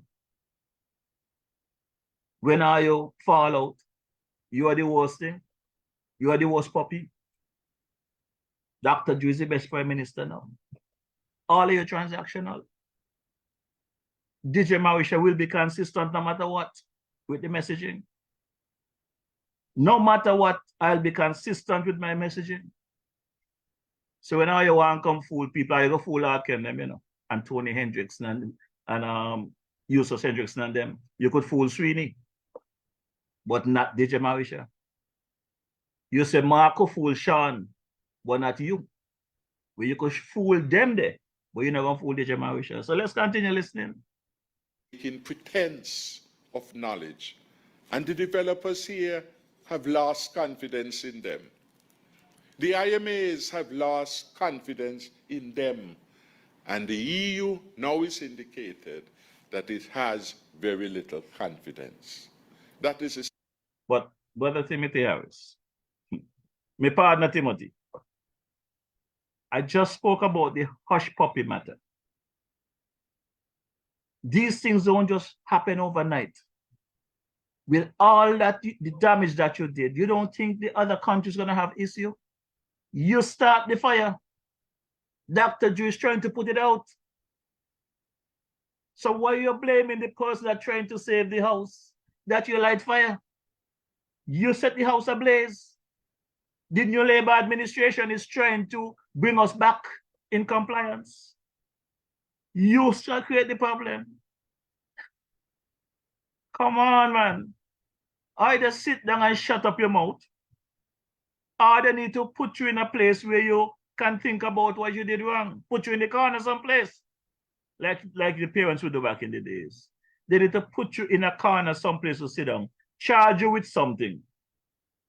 Let you prove you didn't do it. Just charge you. Just drop 1 or 2 charges on you. We have enough to charge you with. That's what they need to do. They need to charge you all. Stop giving you all so much freedom to run out your mouth. The investigation was done in certain areas. Don't wait for nothing else. Charge every one of you. That's what they need to do. Sad state of affairs. I still wish well for my country. And I am sure I am willing to provide advice. I am sure the Attorney General, because we are all patriots, willing to provide advice. But the government must understand that it has a duty of care to all of its citizens. All of its citizens. Timothy, when did you figure that out? Honestly. When did you figure out that the government have a duty of care for all the citizens? When you knocked about JefroyMorrishaw left, right, and center, you did everything within your power to ensure that I could not bounce back. Promises after promises. You locked me down in Royal St. Kitts. When I exposed the bad deeds over there, I couldn't go back there. I end up at the Wally Beach. When I should have been in quarantine for 9 days, you all make me stay 14. A man came in 1 day after me, and he ended up on the street and was able to spread the COVID. Number 46 gave number 47 COVID, but you all turn around and try to say the lady this and the lady that. Up until now, I want to meet this lady. I really would like to meet her in person because she must be a strong person. I would have break some stick in her ass. If that was me, that was put in that position, somebody would have to pay. That lady gets some knockbouts and some sticking from the general public because of how you all put her in that compromising position. When it's you all bring the man from Argentina and have him out there doing all kind of thing. Those days, you all out there, man jumping man, woman jumping woman, or you got all kind of flex thing going on. I see Ian Patches Liburd in quarantine having meeting when he should be in quarantine. His daughter came to the quarantine to pick up a suitcase the day he came in. I brought in some stuff for Monarch. Monarch needed the stuff right away. Monarch had to wait 14 days until I come out of quarantine to get what I brought for him. You cuss her off the front desk at Royal St. Kitts and tell your daughter, come back for the suitcase. And she came back and she get the suitcase while you were in quarantine. Or you set all the rules and break all the rules. Lindsey Grant and them about the last stop. Breaking rules, police get involved, altercation. Nobody want to touch it. Police commissioner afraid to touch it. DPP afraid to touch it. All of this corruption that you all did, we're talking about investigation. Everything need a full investigation. You all should be charged. Every last one of you, including Mark Brantley. All of those in the federal government from 2015 to 2022 should be investigated and charged for high crime and misdemeanor. The facts are there. Every one of you should be charged. And if the Prime Minister don't know how to do it, I got a little experience in those areas. I could give some advice on that. My advice will be free because it'll be good for the country. I ain't gonna take no pay. I'll give some free advice in that area. NYPD give me some good training in those areas. I could drop 1 or 2 charge on them that will stick. So, Mr. Prime Minister, I'm available if you want to have a conversation. Must be treated fairly and respectfully this government came to office with an arrogance. I don't want you working there because I don't like you. I don't want Mr. Maynard down Social Security. The Prime Minister says he's not comfortable with him. From whence the Prime Minister got such power? The Prime Minister got such power, Mr. Timothy Harris. When you decide that Curtis Cook cannot be at the airport because you don't like him up there, you don't trust him, you don't have any confidence in him, he's a threat to national security. That is the power that the Prime Minister had under your watch. Ask Curtis Cook about that experience. You bounce people all over the place. And that's the problem that Prime Minister Joe have today, you know. Many of these people that are still in positions that undermining him and creating havoc in the various departments, they need to be removed. Stop playing nice boy with them. Because they leaking all kind of false information, creating all kind of problem in the various departments and causing havoc. You cannot get nothing moved properly because some don't want to work. Some of them feel like it's legal now so they could smoke the marijuana and act out. Prime Minister, you need to take a hold of the country and deal with all of you, starting with you, Timothy Harris. Put to charge on you and shut you up. Tighten you up like you tighten up the other 6 last May. Remember, you went over to the Governor General and tell him you want 6? You say you tighten them up. The Prime Minister need to go to the AG and let the AG go to the DPP, special prosecutor, whatever process it is, and drop the charges and tighten up all you. Make all you understand that what you all did was wrong. The fact that they have you all out there free, you all think you're all strong and you're bad, and you could do as you please and you can do it again. But Prime Minister Joe, you better wake up. Come out of your sleep. Deal with the issues. Don't be afraid. Put on your Gideon boots. You got the support of the general public. That is what they want to see. And I can tell you, Dr. Joe, if no one is held accountable for all the wrongs that happened in those 7 years, you know, Labour going to have a very slim chance of winning the next election. I am putting it to you, Dr. Joe, because I'm going to be one of those people that's going to have a problem if none of them is held accountable for the wrongs that was done to this country.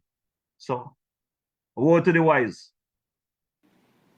And you fire a gentleman based on this kind of like and preferences. Can't work. We need again to heal the wounds and bring the best talent. That is what we mobilize. I met with all people, whatever their political persuasion. I met with Arthur Sharp, for example, who was a developer in the program. I met with the foreign entities. We met with them. We met with people from abroad. We visited Dubai. We had conversation to understand what was happening in the marketplace, why these troubles had come on us. And we had to complete the process of trying to convince the government that all those passports the Douglas administration issued without the critical country of birth field, that Team Unity will look back at them. And we did so. Our word was our bond. We built confidence because we were committed to doing things the proper way. The question as to how many passports have been issued is one which the Prime Minister must tell you. But Timothy, is a straightforward question. Tell us about your tenure. Tell us how much passport up to your point was issued, how much citizen certificate was issued. We will deal with Dr. Joe with the rest. You tell us your part. Why you're passing the ball? It's in a football game. This is cricket. From the bowler to the bat, or the stumps, or to the boundary. We don't want a maiden balls here. We're playing serious cricket 2020. Ask Aston Williams. We enjoy that game. Answer the questions, Timothy. How many passports under your watch? Come back under the press conference. How many passports up to August 5th, 2022? Answer the question. Don't ask question that you have. Answer the question. After all, is he signing them, you know?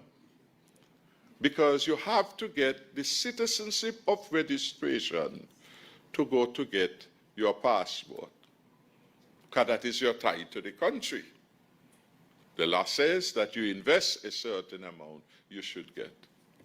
Well, Dr. Joe has been signing them every day till he hand tired. Thousands of passports have been signed by Dr. Joe. I am not asking you, I am telling you. Thousands. But how much signed by you, Timothy? How much signed by you? How much you met there when you got there following Dr. Douglas' departure? And how much did you sign? That's what we want to hear. We will deal with Dr. Joe. We will demand the answers from Dr. Joe. How much did you sign? We know about the tag puppy matter or the hush puppy matter, whatever kind of puppy you want to call it. That is what have us in hot water today. Let's talk the things, then stop shifting the game. Let's stick to the point. A cricket pitch is straight. Let's keep the ball on the wicket. Wicket to wicket. That's what I want you to bowl. Wicket to wicket. Let's focus on the center stump. How much certificates of citizenship did you sign? That's what we want to hear. he must be honest and come clean. If it's 10,000, say you sign 10,000. How much you signed, Timothy? That's what we want to know, you know. You're challenging Dr. Joe after 14 or 16 months in office to tell you how much passport he signed. But are you left them there for the man to sign? Because you signed some contract, I understand, of some 5,000 to go to the prison project. Is you created the problem, you know? You are the one that made the arrangement. You are the one that made this deal for the prison project. So you should know how much passport signed. You must know what you deliver. Stop trying to bullshit people. We're gonna stay focused. We're gonna, as baby girl will tell me, my eyes on you. That's what my baby girl will tell me, Daddy, my eyes on you. With Timothy, my eyes on you. Me ain't moving. I jam in one spot. One spot in St. Kitts, one spot in Nevis. Timothy, Premier Brantley. That is where I'm jamming. So let's continue with the facts. If it is 15, say you sign 15, whatever is the figure, say it, but bear in mind other persons know. Because in government, documents go through from point A to point B to point C. So just come and tell the truth. And stop treating the press, the media with disdain. I am asking you because you're the Prime Minister and you made yourself the person in charge of the CBI. And first I'm going to get that for you. Oh, I didn't walk with it. Next, go and ask somebody else. You should know. He's signing. What I would say to you is that he has signed thousands of these CORs, and about 99% of them are in relation to the prison. That is why he backtracked, and he said, well, you know, we have to continue. Government is continuous when it is convenient. He wants to get the money of the CBI program to squander. And then he wants to throw abuse at other people. This is not how life works. That don't engender trust, especially in troublous times. My grandmother taught me at a very early stage in life, you know, that people judge you based on their own character. And I heard I saw Douglas put something on his Facebook page some day ago. He said, how you treat people determine who you are. And even him, you know, I want to know how he treating the people here in St. Paul's. If that is how he is, you know. So Dougie, me and you're gonna have a conversation too, but let me focus on Timothy. Timothy is trying to talk about trust.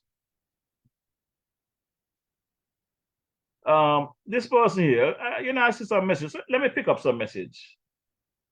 I could understand that this person here, I hope they're not a defender of Timothy are defender of wrong, but they just want to ask a question.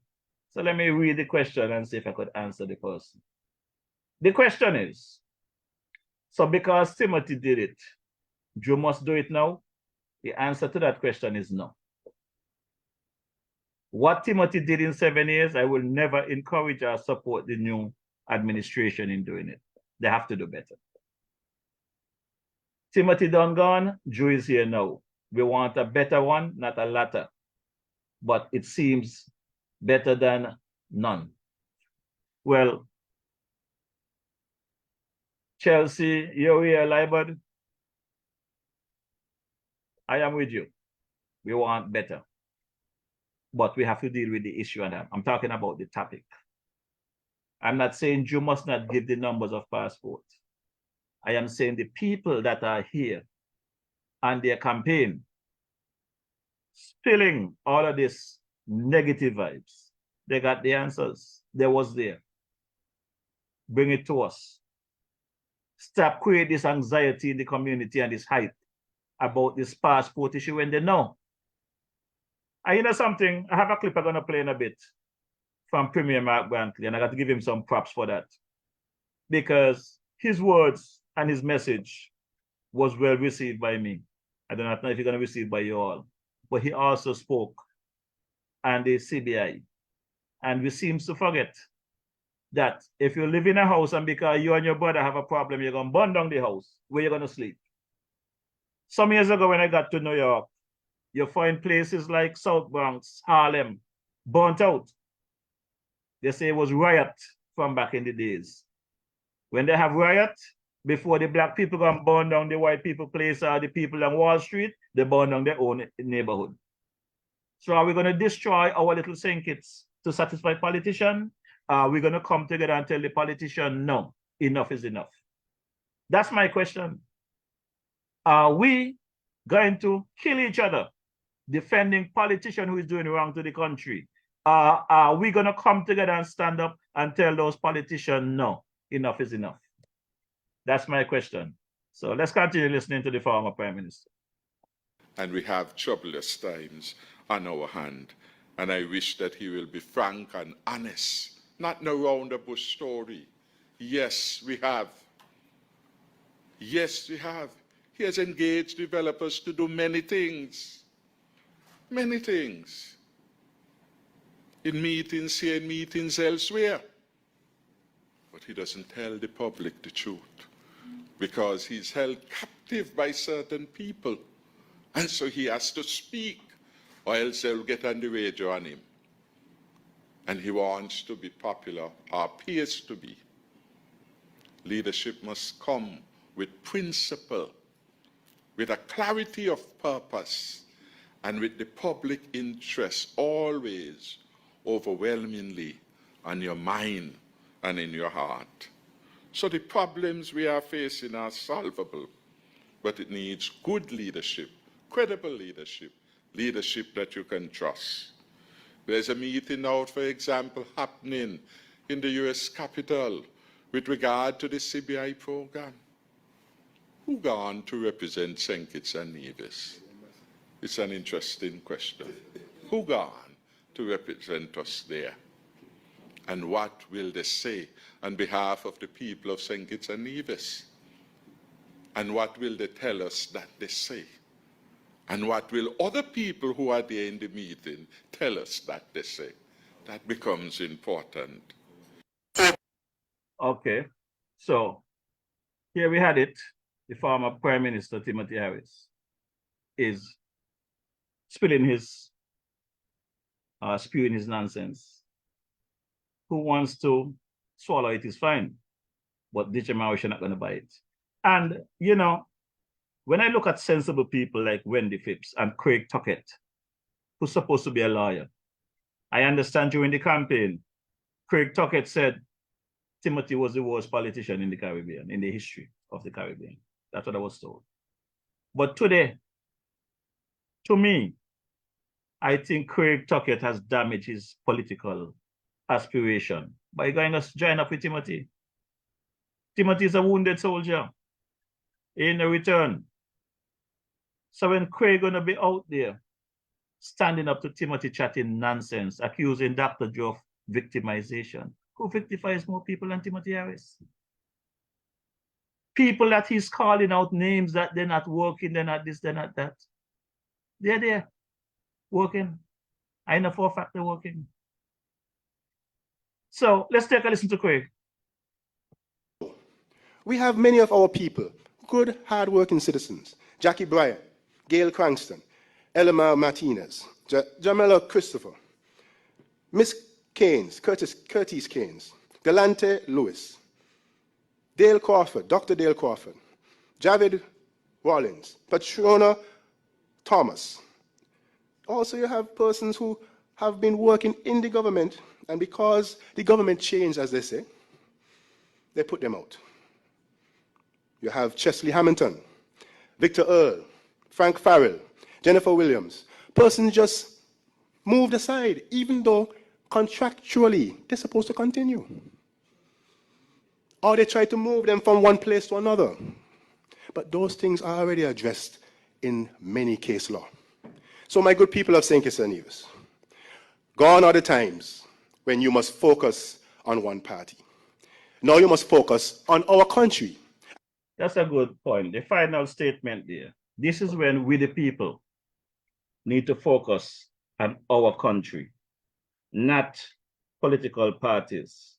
And with that, it's going to take us up to the message from Premier Mark Brantley. And I think that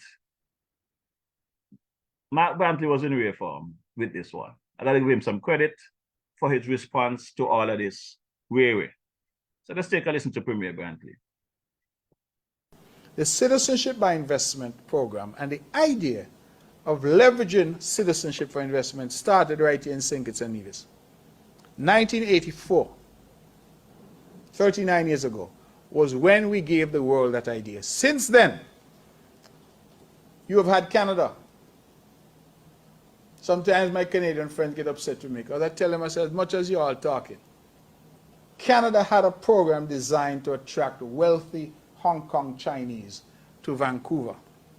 That's why so many of them moved and settled there when Canada realized that Hong Kong was moving from British rule back to Chinese rule. You would recall, members of the press, that Hong Kong was under British rule for, I believe, 100 years. When it went back to China, the date was known, Canada decided this is a good way to attract all of those wealthy Hong Kong Chinese, tell them come to Canada. And they responded positively. You go to Vancouver, British Columbia, a lot of Hong Kong Chinese there. To the point where even Canadians were complaining, saying the property prices went up so significantly for them because these persons were coming in. You look at England. You think that all those Russian oligarchs that ended up in the wealthiest neighborhoods in London, the neighborhoods in London that attract these wealthy people. You have people like Abramovich, who owned, I believe, was Manchester City, if memory serves. Manchester City or United? Manchester City. Abramovich, I think, had owned, oh no, it's at Manchester City. Chelsea, forgive me. You see, I'm not a football fan, so I wouldn't know. Chelsea. So Abramovich owned Chelsea, Russian oligarch. These things aren't by accident. These are deliberate government strategies to attract investors and investment to the shores of England. So how come England can do it, Canada can do it? Portugal developed a citizenship by investment program. Cyprus, Malta, all of those had programs.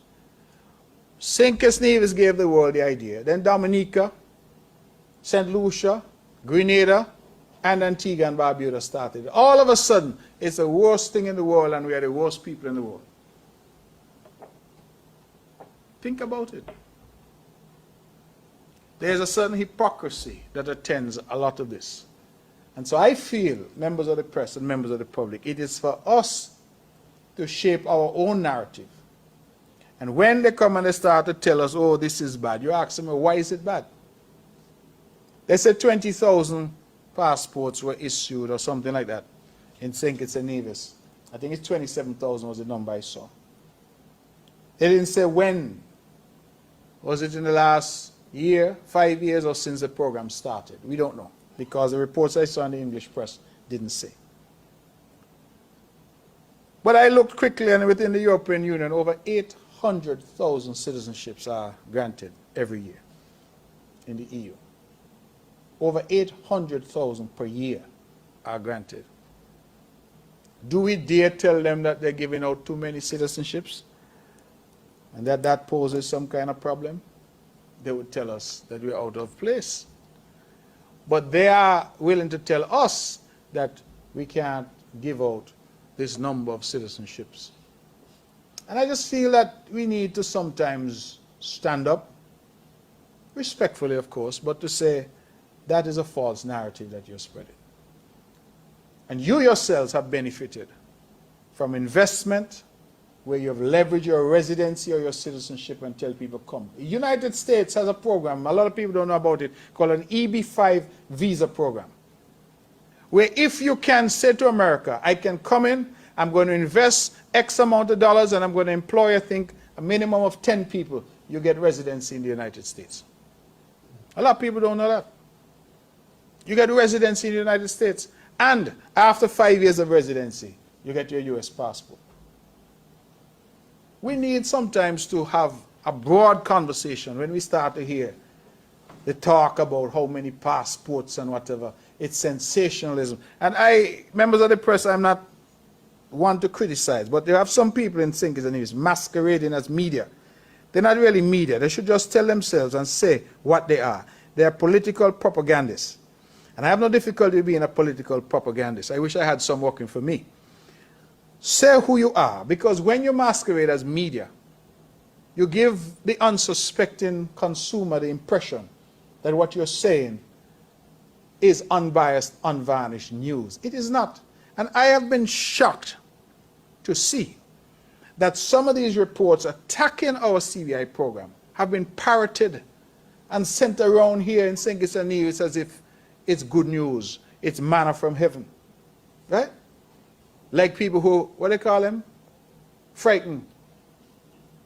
They're just sending things around, happy that somebody somewhere is saying something bad about the CBI program. And I am going from this rostrum today. Don't want to get too political. But I'm going to say this, that the CBI program has been a critical tool for the development of St. Kitts and Nevis in the past 15 years at least, and certainly since its inception. Successive governments have used the proceeds of the CBI program for the development of this country. And I dare any political party or political organization out there, whether in or out of government, whether in government or vying to get into government, to tell the public, when we mash up the CBI program, what will be the alternative? How do we replace 52% of the national revenue overnight? Because if you can't do that, then it means that there's some things like CBI that all of us should be working to protect. Now, I have my own problems in Nevis. I don't feel that Nevis gets its fair share. And it takes me to the next question, because it's a matter that we are continuing to work on. Prime Minister and I, in fact, are supposed to meet this week. And we are continuing to work on that issue of Nevis getting a fair shake and a fair share, not only from CBI, but from everything else that the country has to offer. Because we are equal citizens in the country, entitled to the equal fruits of our citizenship. We're not second-class people because we happen to be born in Nevis or live in Nevis. And oh, if we move from Nevis and we move to Bastille, we get better treatment, we get better access. No. But I have pointed out that since Dr. Drew has been Prime Minister, the programs that he has set out, flowing from the citizenship by investment, have also benefited the people in Nevis. We had the double salary was his first thing that he did, I believe it was last year, and the people of Nevis benefited. That was the public servants. He then did not one but two dividends from CBI. The people of Nevis benefited. He has done the back to school voucher, the people of Nevis benefited. And he has lately done the $1,000 payment for those who are in good standing with Social Security. Again, the people of Nevis benefited. I say that because we have, when we look at the context of our divisions benefiting, to look at it in the round. It can't just be how much money the government gets, because if the people of Nevis, and that has always been my argument, that the people of Nevis must be able to benefit from the full fruits of their citizenship. And I have said publicly, and I say it now again, I commend that approach. But we have to be careful in our country, members of the press, not to allow a narrative from outside to be used by us to destroy a goose that has been laying that golden egg for us for a while. Some say that CBI has a limited shelf life, that it is going to summer wither and go away. I counter by saying it has existed in St. Kitts and Nevis now for nigh 40 years. It has outlasted a lot of other industries that have come and gone. And rather than us predicting doom and gloom, what we should be doing is galvanizing our collective will and our collective intellect, that same intellect that created it in the first place, to see how we can manage it and ensure that it has greater longevity. Okay, so that's Mark Brantley that I met some years ago. The Mark Brantley that I thought had some ambition that could be one of our prime ministers. Now, I'm going to introduce you to Mark Brantley, the lawyer. I don't know what kind of lie he's going to tell tonight, but I want you to pay attention to this clip.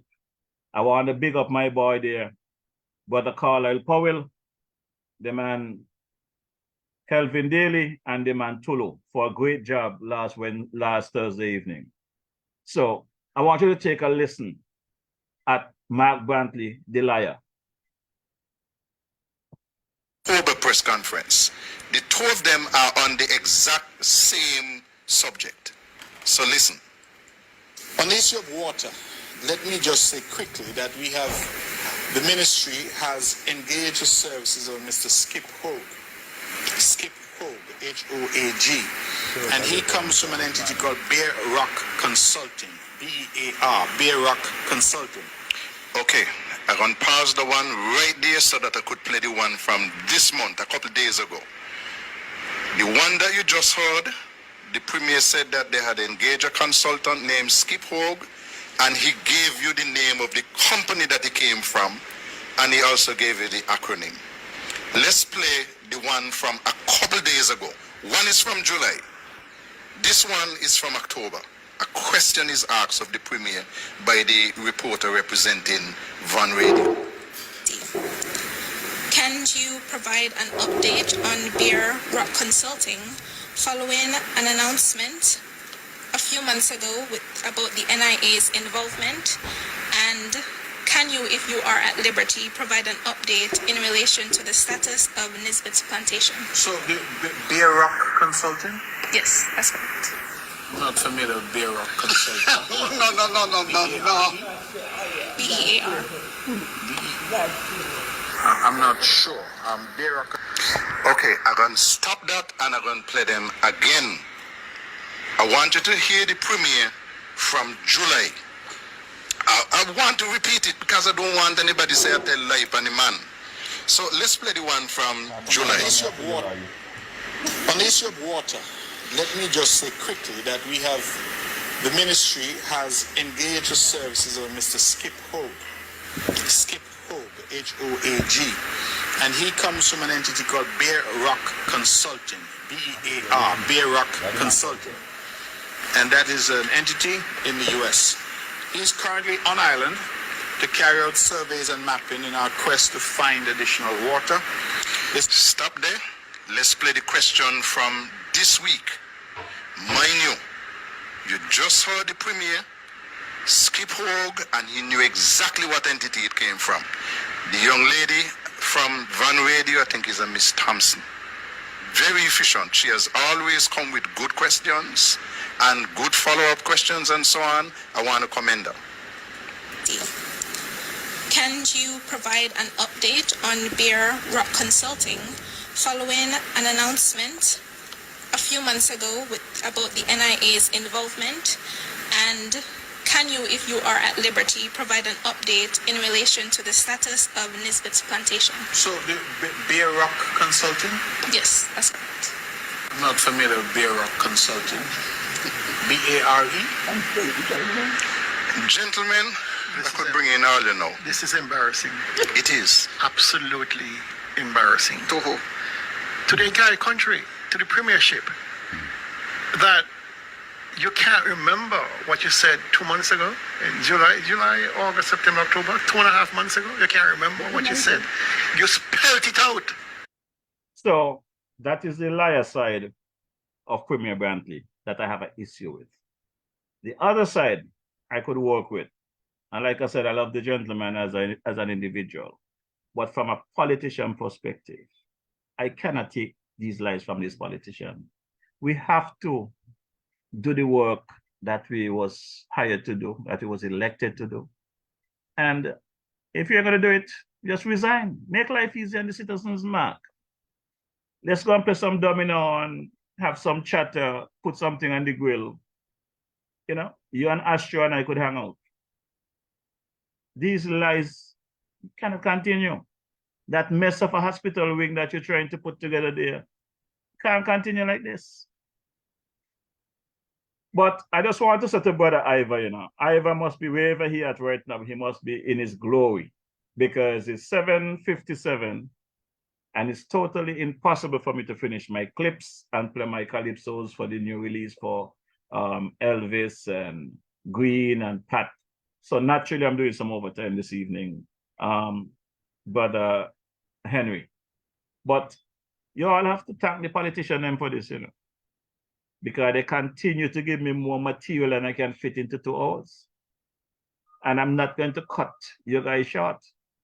I'm going to give you the full extent of what I have.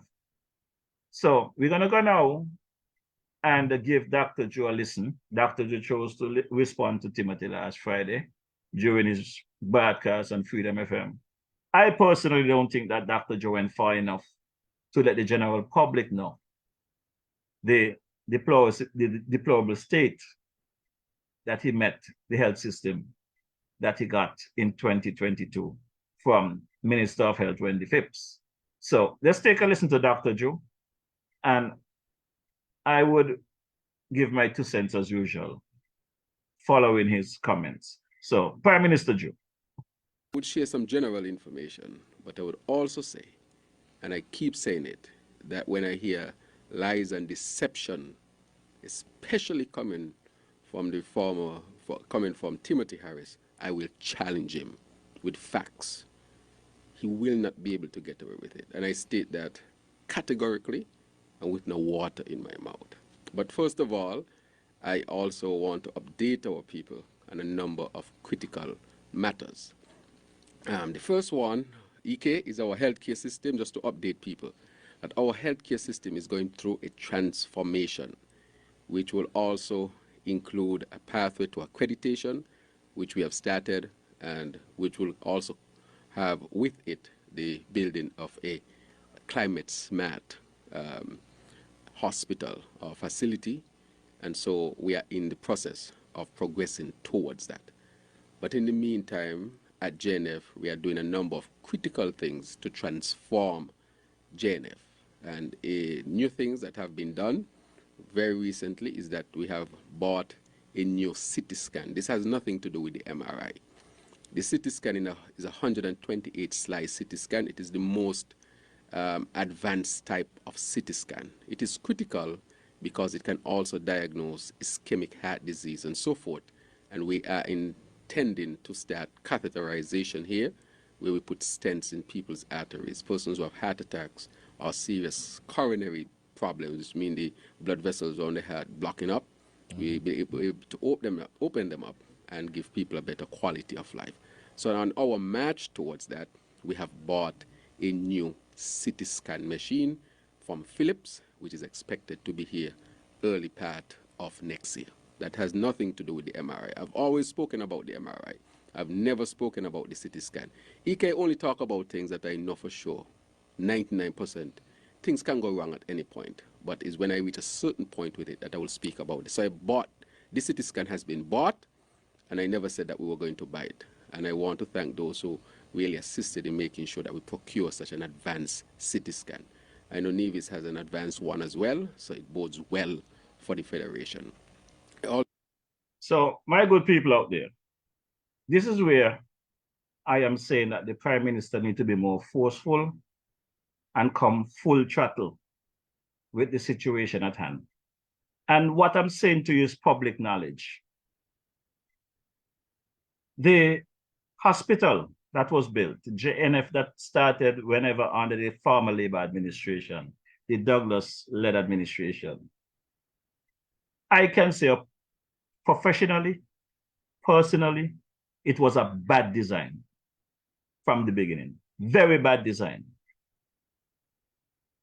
In the first place, how could you have a surgical ward and a medical ward that is detached from the theater where you do surgery? If anyone were to go to the JNF to have surgery, they have to be wheeled out of the ward under a canopy into the atmosphere, into surgery. When they complete surgery and they finish with the recovery area, they have to be wheeled out again into the atmosphere, through a canopy, back to the ward, mingling with visitors and alike. Bad design, poorly designed. The drainage system, poorly designed. The roofing system, poorly designed. And you hear the cry daily from the nurses and the folks that visit. If a shower or rain fall, when you're at that hospital, you know, not even an umbrella could help you. Every place up there is leaking. This is what Prime Minister Joe inherit from Wendy Phipps and the Team Unity concussion for 7 years. A hospital that is leaking in every ward throughout. The place is to be tested for mold. You can see the stuff on the walls. You go into the surgical ward to visit, the medical ward, the pediatrics, the maternity. You can see the mold. You come to the entrance of the lobby, you could look up in the ceiling, you can see the bathrooms, the ER. The place is in a mess. And I'm challenging Dr. Ju to come to the general public and tell the public what he inherited. The administration building is falling apart. For those people that goes to dialysis or go to the blood bank to give blood, you look up. You look like people don't walk and look up. The spouting is rotten all around the building. The roof drains, you got trees, 2 feet. Some of them is higher than 2 feet, going out of the roof drains. How water gonna run off the roof? There's a lot more. I'm not gonna go deep into it. What I'm saying for you, the general public, that want to challenge the now Labour administration, when they're saying they need a new hospital. You don't need a new hospital. You could renovate the old hospital. Well, since Dr. Joe don't want to tell you the public, JefroyMorrishaw is going to tell you. The hospital in such a bad shape that the work to be done to bring it back to life cannot be done while the hospital is occupied. They have to shut it down, take out the patients, take out the staff in order for that testing and work to be done. So, the Prime Minister and his team have 2 options. You build a temporary hospital, then move the people so the work can be done on the old hospital, or you build a new hospital, and when you finish building the new hospital, you renovate the old one and have it as a backup or use it for something else. But a new hospital is needed. I don't recommend investing in a temporary hospital. So my good people who is out there following Timothy and them with the nonsense, take a walk up at JNF anytime. Walk to the back, look up, see for yourself. You see the plants going out of the drains. Go by the ER where the ambulance come in. You could see the trees going out of the drain. The drainage by the theater, back up. Shower rain it back up. Drainage is bad. Leaks all over. Any patient that have been in that hospital recently must still have nightmares. The workers in there, I hear them complaining. I cannot make any excuses. I'm not going to pretend. But this problem ain't happened in 14 months. 16 months. That dilapidated state is years of neglect, lack of maintenance. I do not know if the maintenance team up there have issues getting material and tools to get the work done, or they just don't care. But the place is in a mess. So tell Dr. Joe that DJ Morrishaw says that hospital is in a state of a fear of a hack pen. Horse stables and pig pen in North America look better than the hospital, cleaner than the hospital. I'm not going to bite my tongue. I'm not going to curry it up. It's as simple as that. So if Dr. Joe afraid to tell you all what he inherited a very dilapidated state of affair at the JNF. And if you walk around town and check any of the government buildings, there's a problem with the police station in Deep. I understand it's still under repair. They got issues up at Tabernacle. Someone called me today, told me that they went to Tabernacle, they had an issue, and the police is up there. They've been waiting for hours. I do not know if they're short of police, what is going on. But the government inherit a serious problem from Timothy Harris. But he's gonna come here, come talk about he did such a good job. He this and he that. Well, I wish I could talk to you all, you know. If all you really want to challenge me, if you all want to debate, let's start the facts, let's start the things. I'm not going by hearsay. These are things that I see for myself. So let's continue listening to Dr. Joe. I also want to highlight, EK, from the health perspective, that we are fixing our water systems. As you know, when we took over the water systems in our health institutions, especially JNF, the tank and the water system, the backup system was not working at all. And we got it fixed very, very recently. The system had an issue sometime this week, and people tried to make all sorts of things out of it. But it's part of making sure we get the best system that has been fixed, especially skimming. And so we have a water system that we have invested in to make sure that water is always available at JNF unless something happens. And as you know, this is life. Something can always happen. But I want to say how pleased I am with those who are working to make sure that our water. We also went to Molyneux Hospital to deal with the water system over there as well. EK, this week we had a meaningful meeting to deal with our renal transplant program. We are well on our way to bring renal transplant to St. Kitts and Nevis. Why is this important? The reason why we want renal transplant, a lot of young people have renal failure where the kidneys are not working. They're on dialysis. And the best hope for them, EK, is to ensure that they can get a transplant.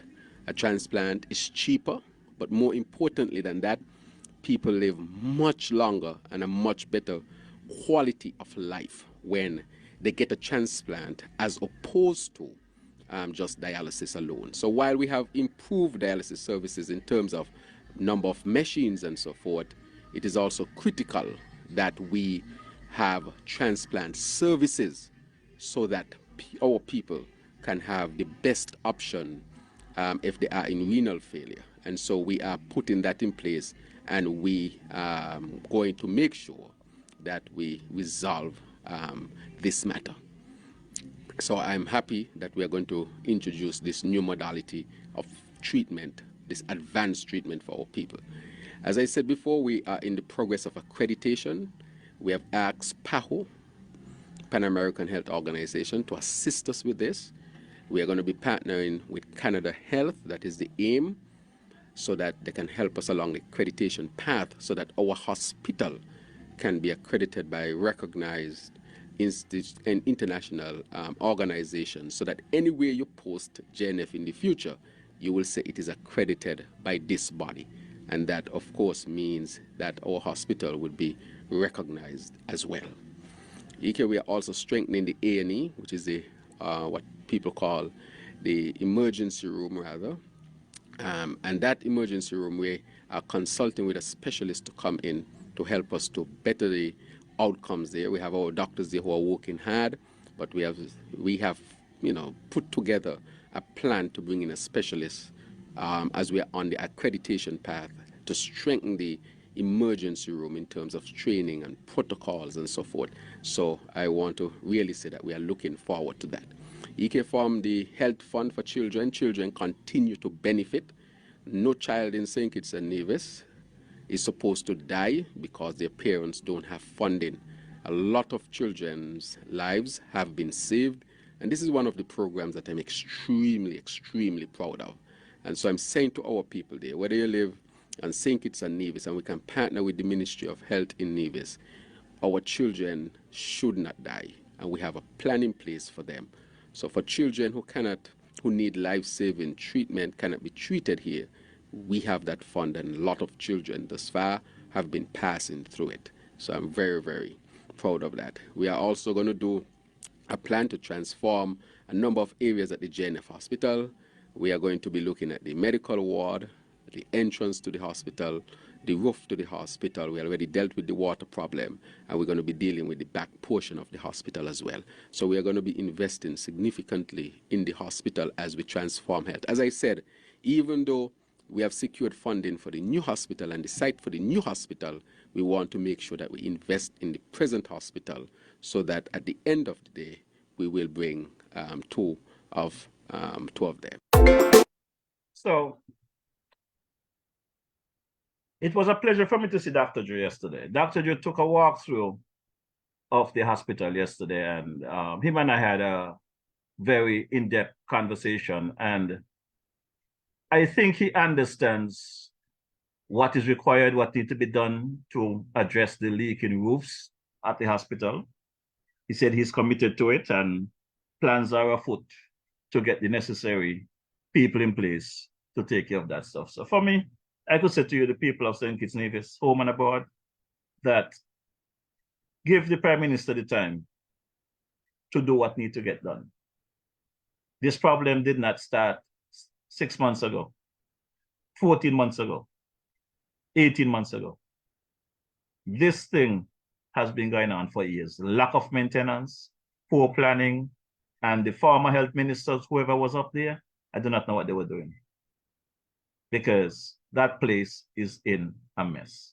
And let me hail up the fire officers and big up the fire officers in St. Kitts and Nevis, but more so in Nevis, because I'm pretty sure many of you might have heard of the fire at the Four Seasons last night.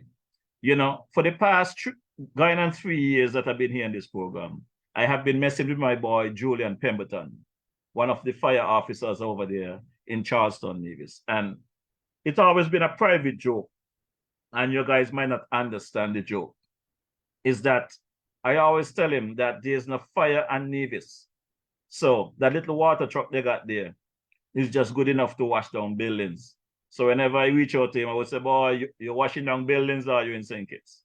Because I don't see that truck being a truck capable of handling a fire. If there's a fire at the hospital, at the Four Seasons, at places like the government offices, if a real fire happens, I don't see that truck out in a fire. And I can speak from experience. Just before I came down to St. Kitts, my neighbor across the street had a fire on the top floor. And the fire spread so fast. You had about, I would say, the less 6 fire trucks. And I think you guys know what kind of fire trucks we have in North America. And it did not help. The place was burnt out.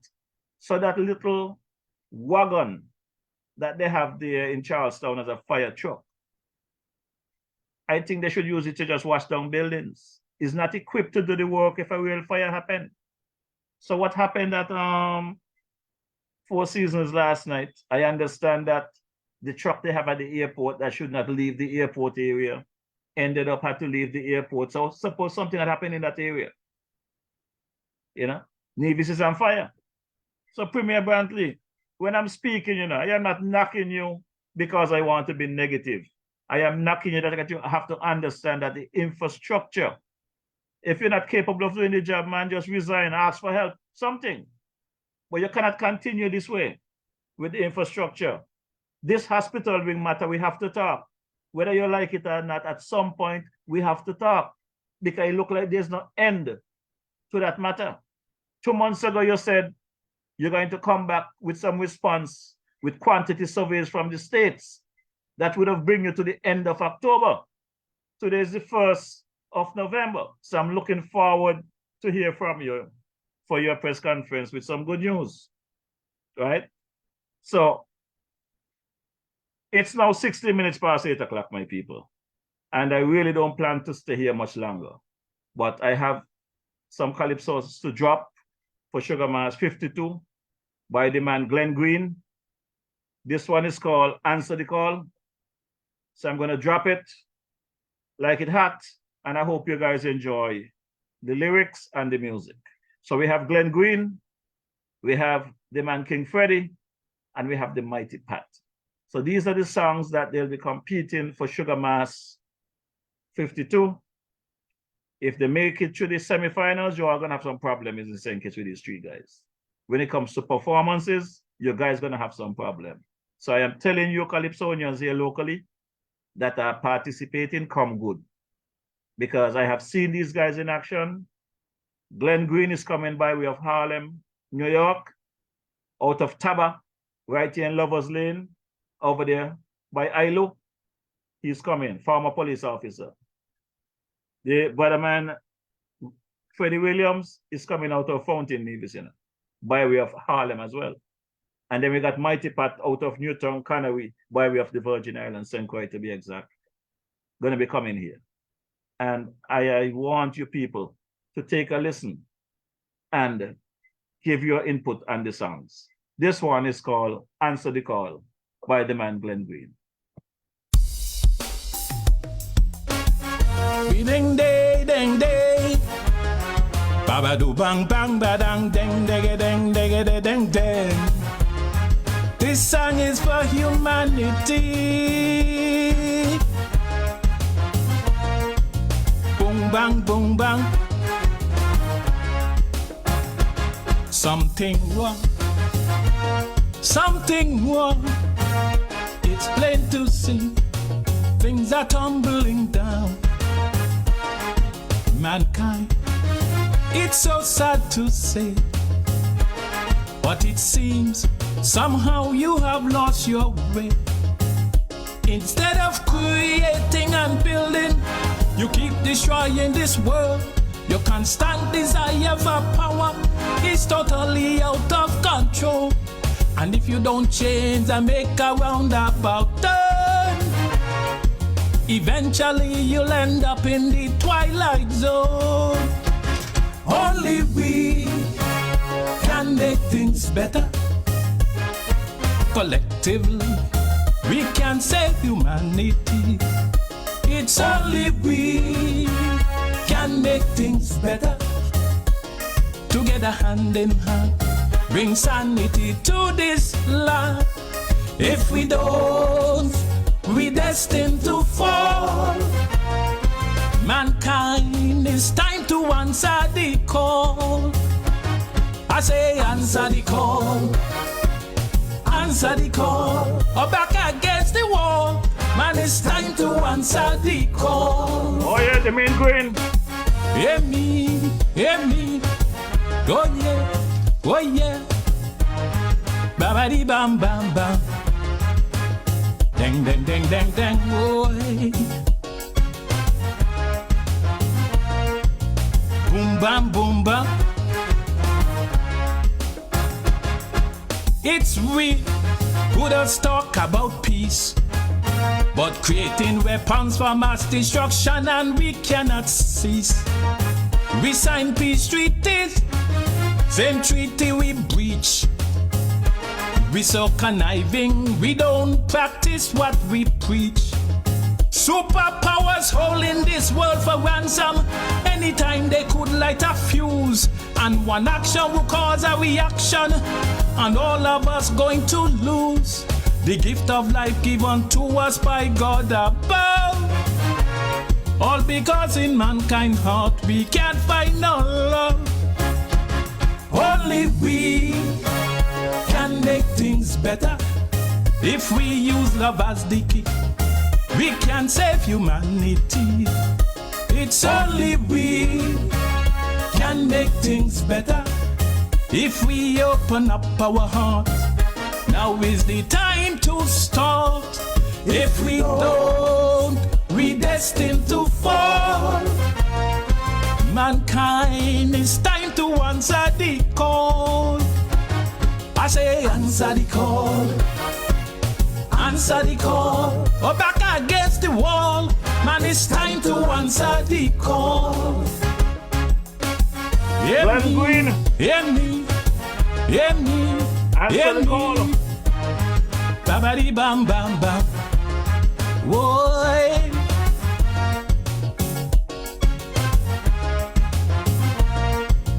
Boom bam boom bam. I see how we come countries still not unified. Since the day of federation, that has been the cry.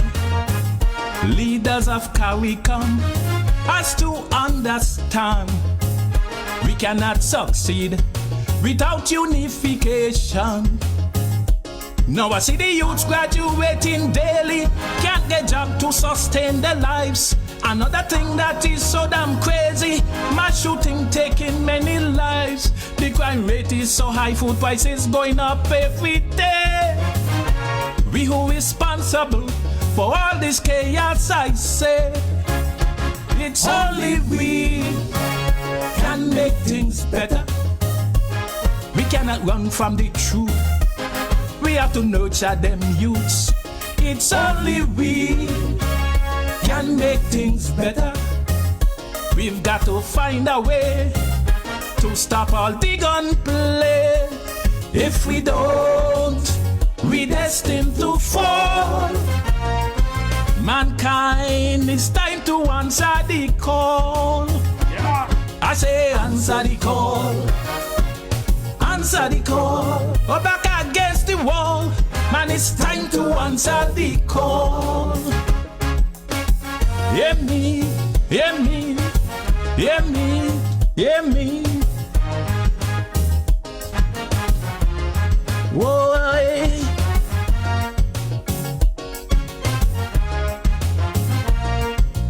Boom bam, boom bam. For destruction, you have an adrenaline rush. Mankind, you destroy everything you touch.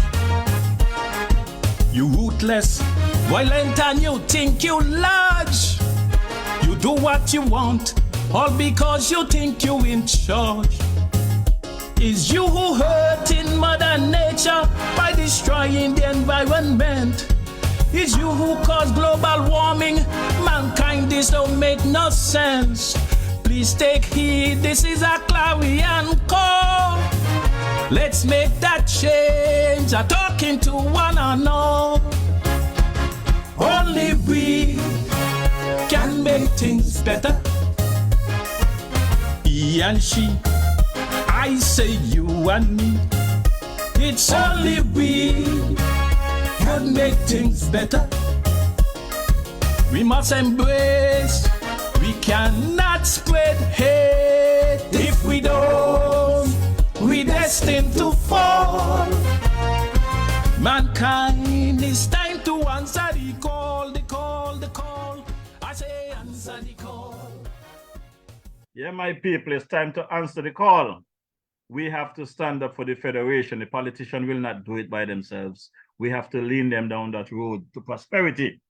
So let's put the personal divisive business aside with the political hoorah, and let's answer the call and hold the foot to the fire. That is the main green. And by the way, these guys, they will all be participating in the Grandmasters Pro South tent.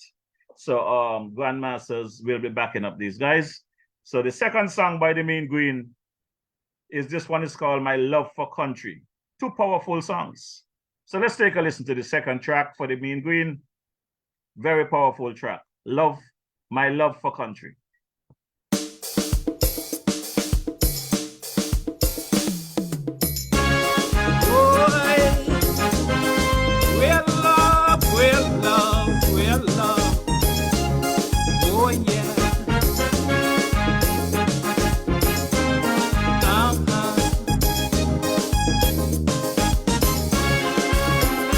Never before have I ever been in love like this. When I think of you, I am in heavenly bliss.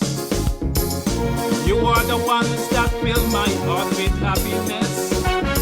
You are my true love, sink its Nevis. Out of the bowels of colonialism, you have survived and still standing tall. A real precious gem of the Caribbean. You're so large even though you're small. Oh, sink it's me best.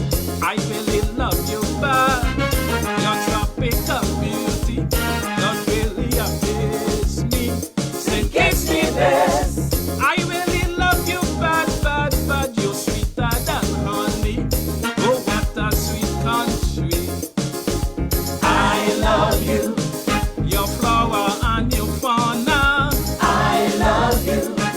Your people and its culture. I must confess, believe what I'm saying is true. I said it's uneven. I love you. I love you. Boy, we'll love, we'll love, we'll love.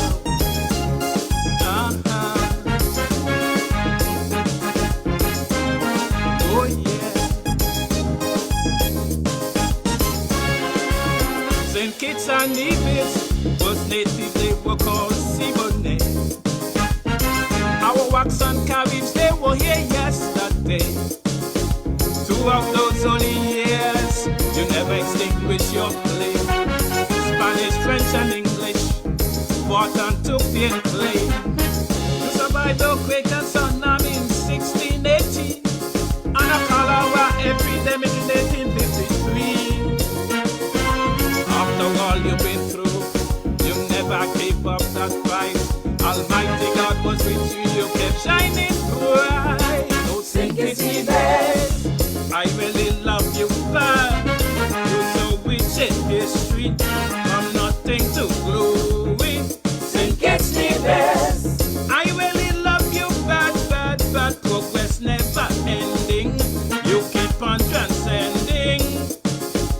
I love you. Every day you keep climbing. I love you.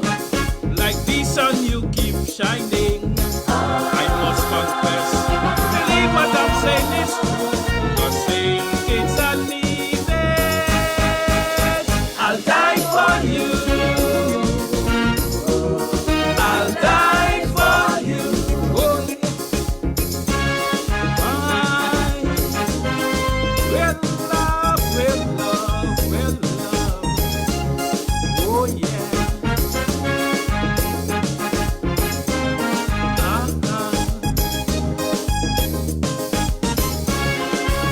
So many heroes you have produced in years gone by. Great citizens who kept your flags flying high. Like Robert Llewellyn Bradshaw, he was your first premier. St. Daniel was another, he was a great leader. Eliman Busquets, Val Maurice and the band New Vibes contributed with sweet music and kept things alive. You can't forget Kendrick Georges, who wrote your national anthem, and Tim Collins, your track and field champion.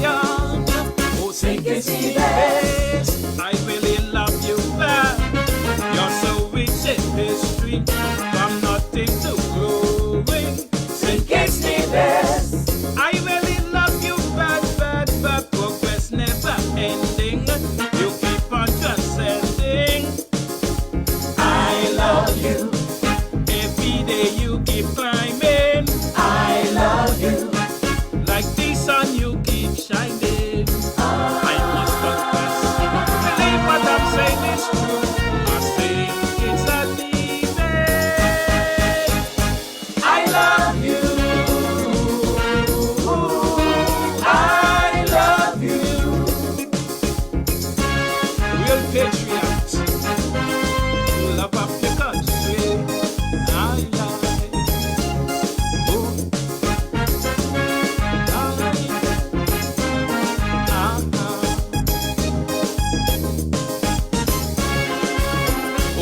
of beauty with lovely beaches and clear white sand.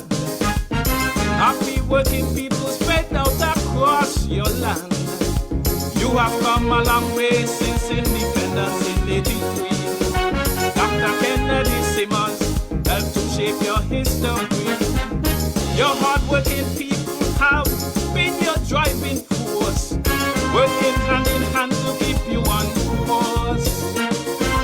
To me you are so special, and I want the whole world to know that my love for you I would always show. Oh, St. Kitts Nevis, I really love you bad.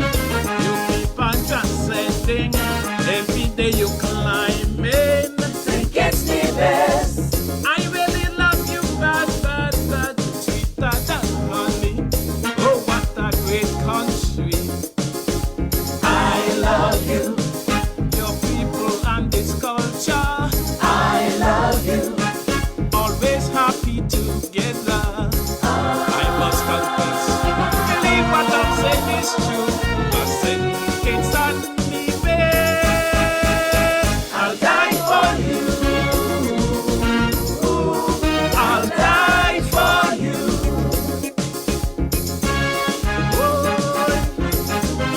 We'll love, we'll love, we'll love. Oh yeah.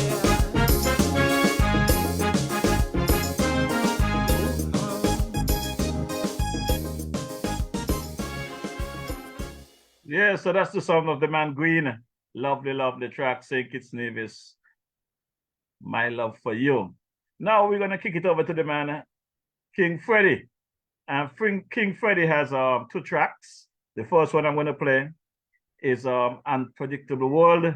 The second track will be The Poor Man, right? So King Freddie, this one for you.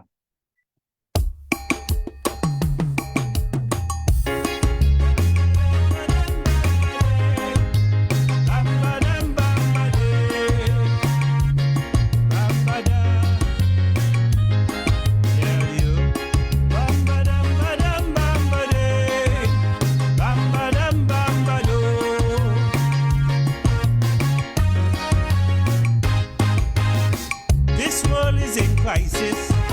We're living in perilous times. Darkness is going, threatening the sunshine. Who have eyes to see would see, who have ears to hear would hear. We are all living in an unsavory atmosphere. The things we used to cherish, we don't cherish no more. Our morals and values, we push through the door. It seems to me that human beings just don't care, while turmoil and chaos continues everywhere. In this unpredictable world, where evil men fighting for full control, we don't know what the future will bring. In this unpredictable world, where man fighting for oil, diamonds and gold, and mankind killing humanity. Unpredictable world. Every day this world is changing. Unpredictable world. The world God created, man rearranging. Spiritual wickedness in full control. In this sad and unpredictable world, in this mad and unpredictable world. Dan da da dan dan dan da da. Never never die.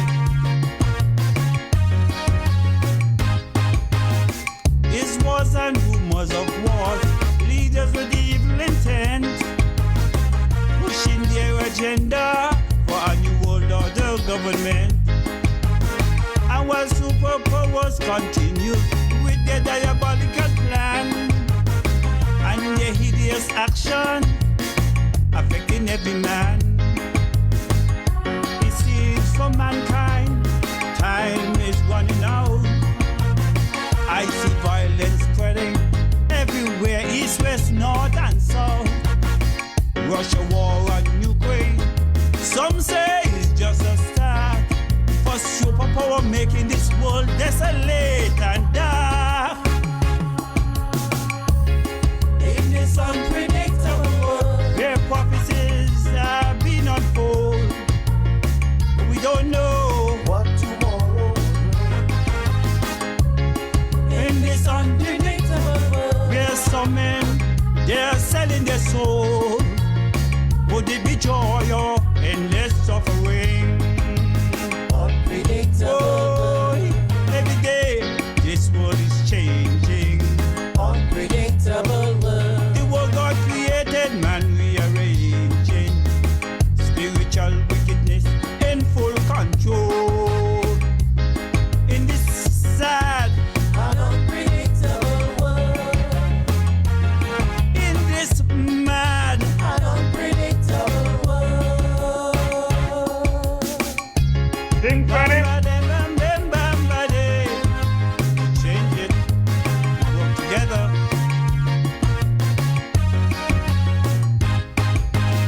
Men creating diseases, and as the saga unfolds, they are on a full mission of population control.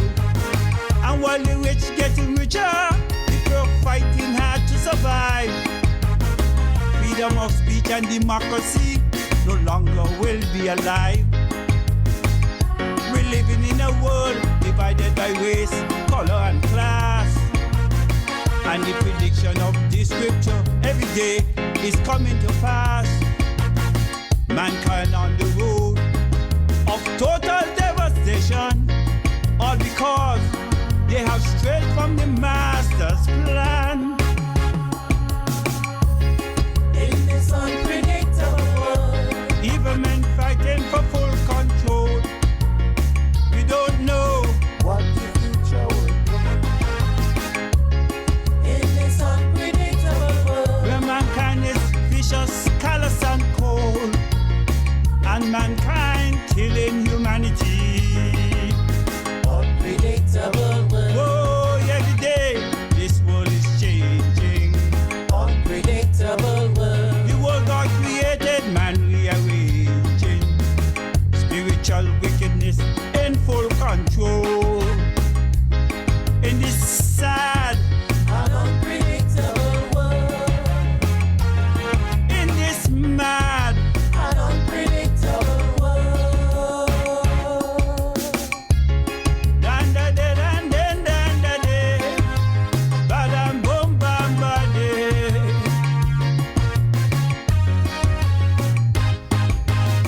This was like a jungle where true love is hard to find. And as it slowly crumble, what shall become of mankind? If we don't wake up, get conscious, and try to turn things around, this world will continue on its way, tumbling down. Well, will mankind realize that love is the key to heal this wounded world and save humanity? We must act now, for there is no time to delay, for this world is slowly slipping away. In this unpredictable world, where evil men fighting for full control, we don't know what the future will bring. In this unpredictable world, where the atmosphere is so cold, and mankind killing humanity. Unpredictable world. I see famine, drought, and hunger. Unpredictable world. I see racism getting stronger. Men turn away from God and Satan in control. In this sad and unpredictable world. Oh yeah. Things looking bad. In this unpredictable world. King Freddy.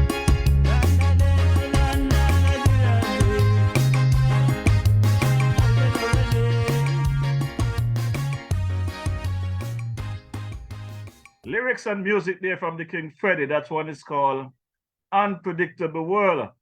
Well, this other track by the King Freddie, this one is called The Poor Man, his second song for Sugar Miles 52.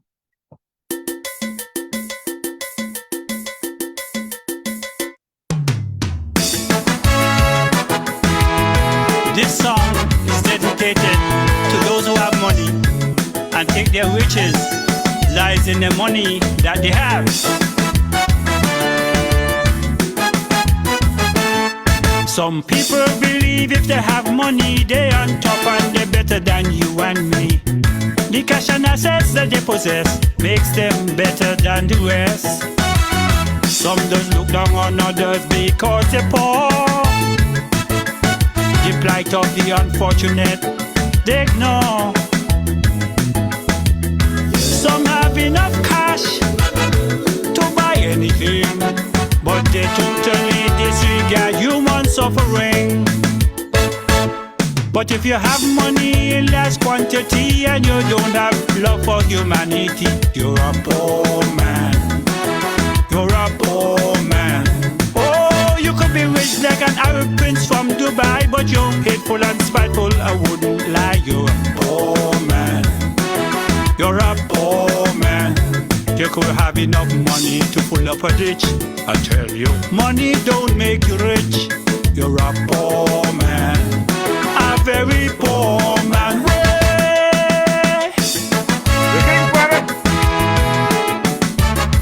You're a poor man.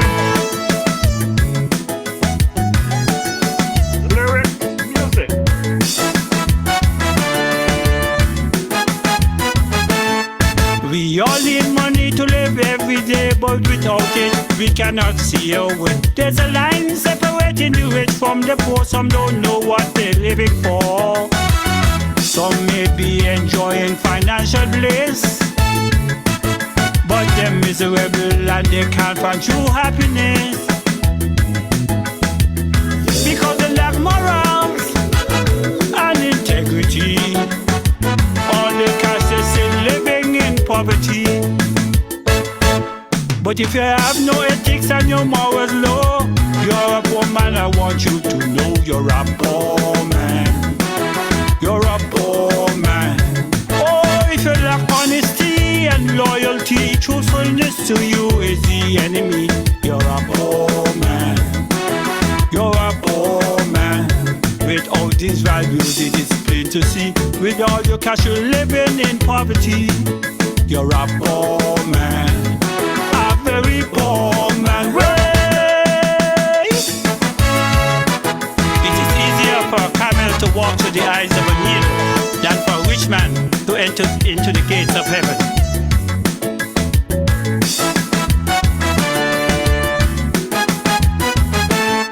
If a man is rich and he be secure, in other words, he could be very poor. If he don't have the love of his family and lacks integrity, there's a few things money cannot buy. And those with money do not realize money is not what makes a man wealthy, but things like compassion, love, and being healthy. But if you have no respect for the fellow man and will cheat another to get the upper hand, you're a poor man. You're a poor man. Oh, you will step on others so you could rise with money. You don't compromise. You're a poor man. You're a poor man. You could have enough cash to buy out a store, but in human relations you're very poor. You're a poor man. A very poor man. Way.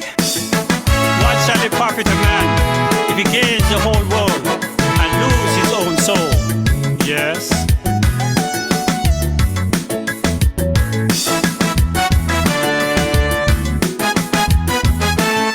Steve Jobs created Apple computer, died of pancreatic cancer.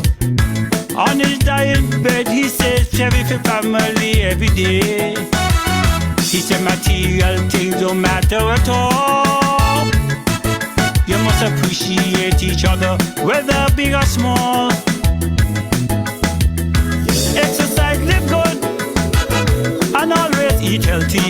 educate your children, not for wealth but to be happy.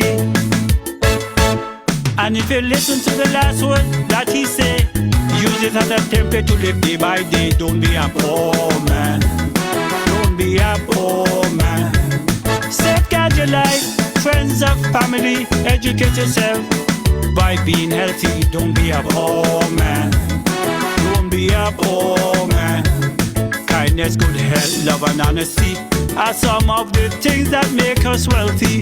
Don't be a poor man. Don't be a poor man.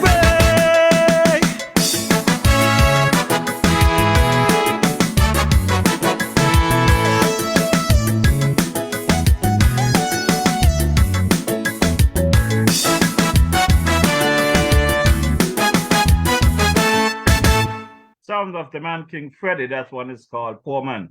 So now we're going to take it over to Mighty Pat, and Mighty Pat's first song will be Help the Government. This one was the first song that Mighty Pat did before I asked him to do the Alien. So we're going to drop this one, Help the Government. Bamba dim badam bambi, we da da da da da di hoa.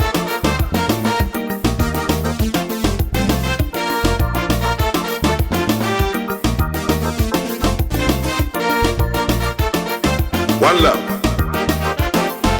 The election is over and the masses have spoken. They have chosen a government that could move these islands along. But they got some carry come, bring come, who still carrying on the campaign. Because they didn't vote for this government, they think that the mass is insane. So they do anything in their power to make sure these islands don't prosper. They can't wait until next election to say I had tell you so, my friend, that is wrong. You only keeping these islands down. We got to help the government. After all, it is all of us that they represent. We got to stop the fussing and fighting, cause it ain't getting us no way. Get rid of our hatred and anger, look forward to a brighter day. Let us think of our children's future. They're coming up and we going down. Remember, if this boat turn over, is everybody gonna drown? Check your position, cause to stifle progress is wrong. Wrong. We da da da da da da dee da da da da da do. Yeah man, Kaiso.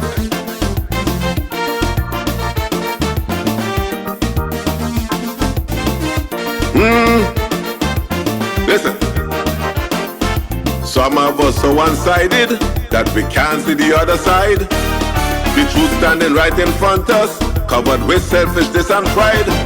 So we go on TV and talk show, spreading rumors and propaganda, saying how the government failing, when in our hearts we know it ain't so. They'll be the first one to come and tell you that they cheat in the election, just because their party didn't make it. The winning party, they want a bun singing a sad song, and keeping these islands down. We got to help the government. After all, it is all of us that they represent. We got to stop the fussing and fighting, cause it ain't getting us the way. Get rid of our hatred and anger, look forward to a brighter day. Let us think of our children's future. They're coming up and we going down. Remember, if this boat turn over, is everybody gonna drown? Stop singing a sad song, cause to stifle progress is wrong. Wrong. Ooh, da da da da da da dee da da da da da da do. Yeah.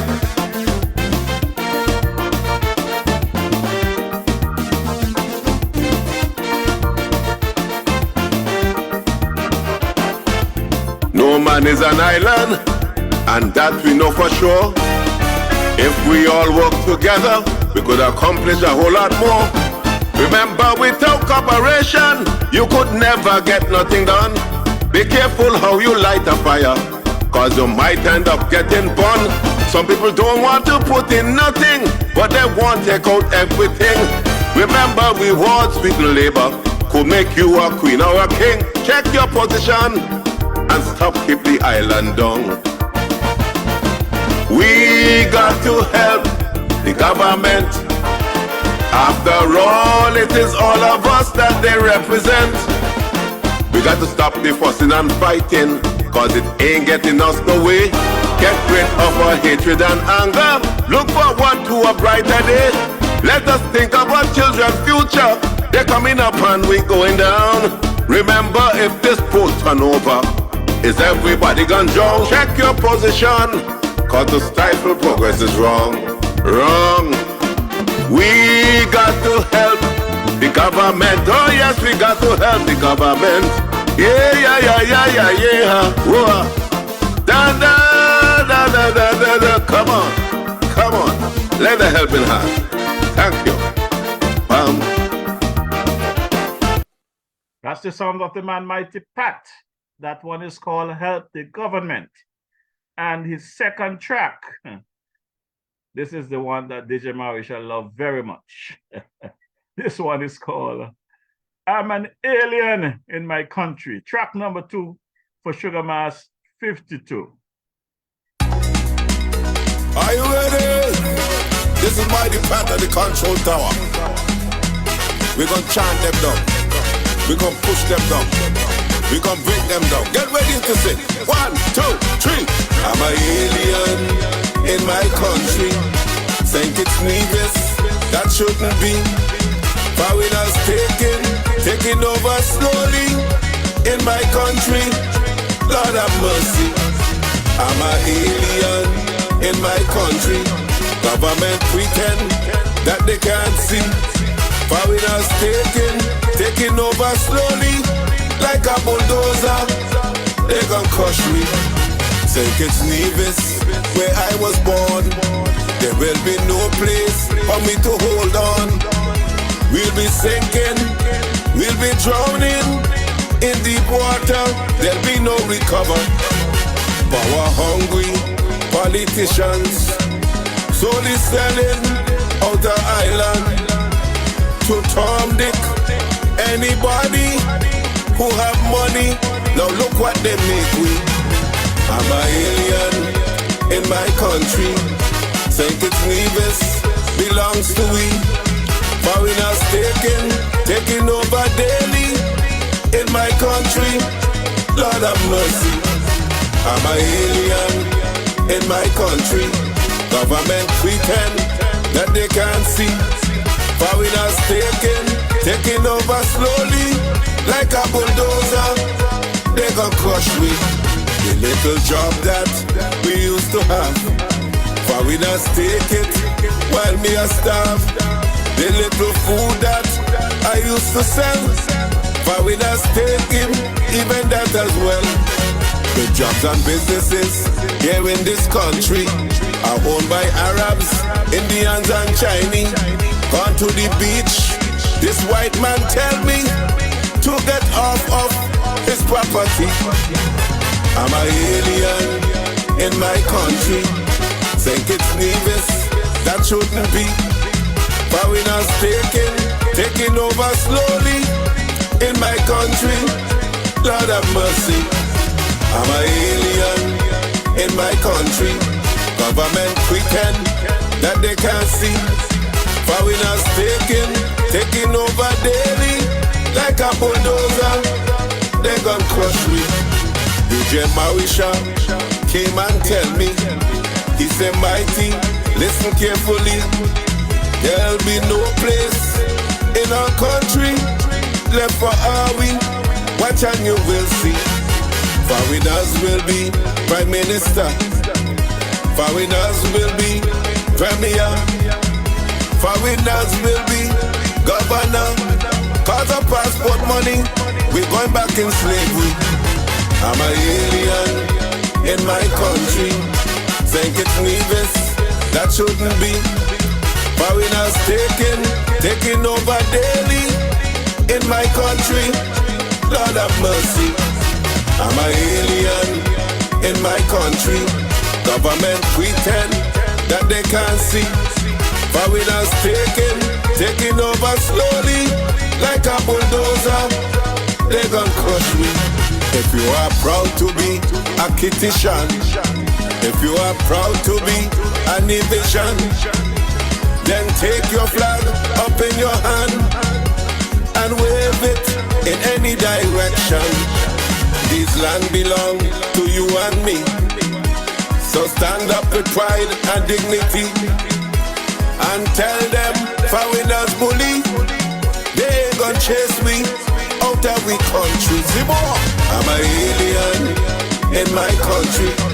St. Kitts Nevis should belong to we. Foreigners taking over daily in our country. Lord have mercy. I'm an alien in my country. Government pretend that they can't see.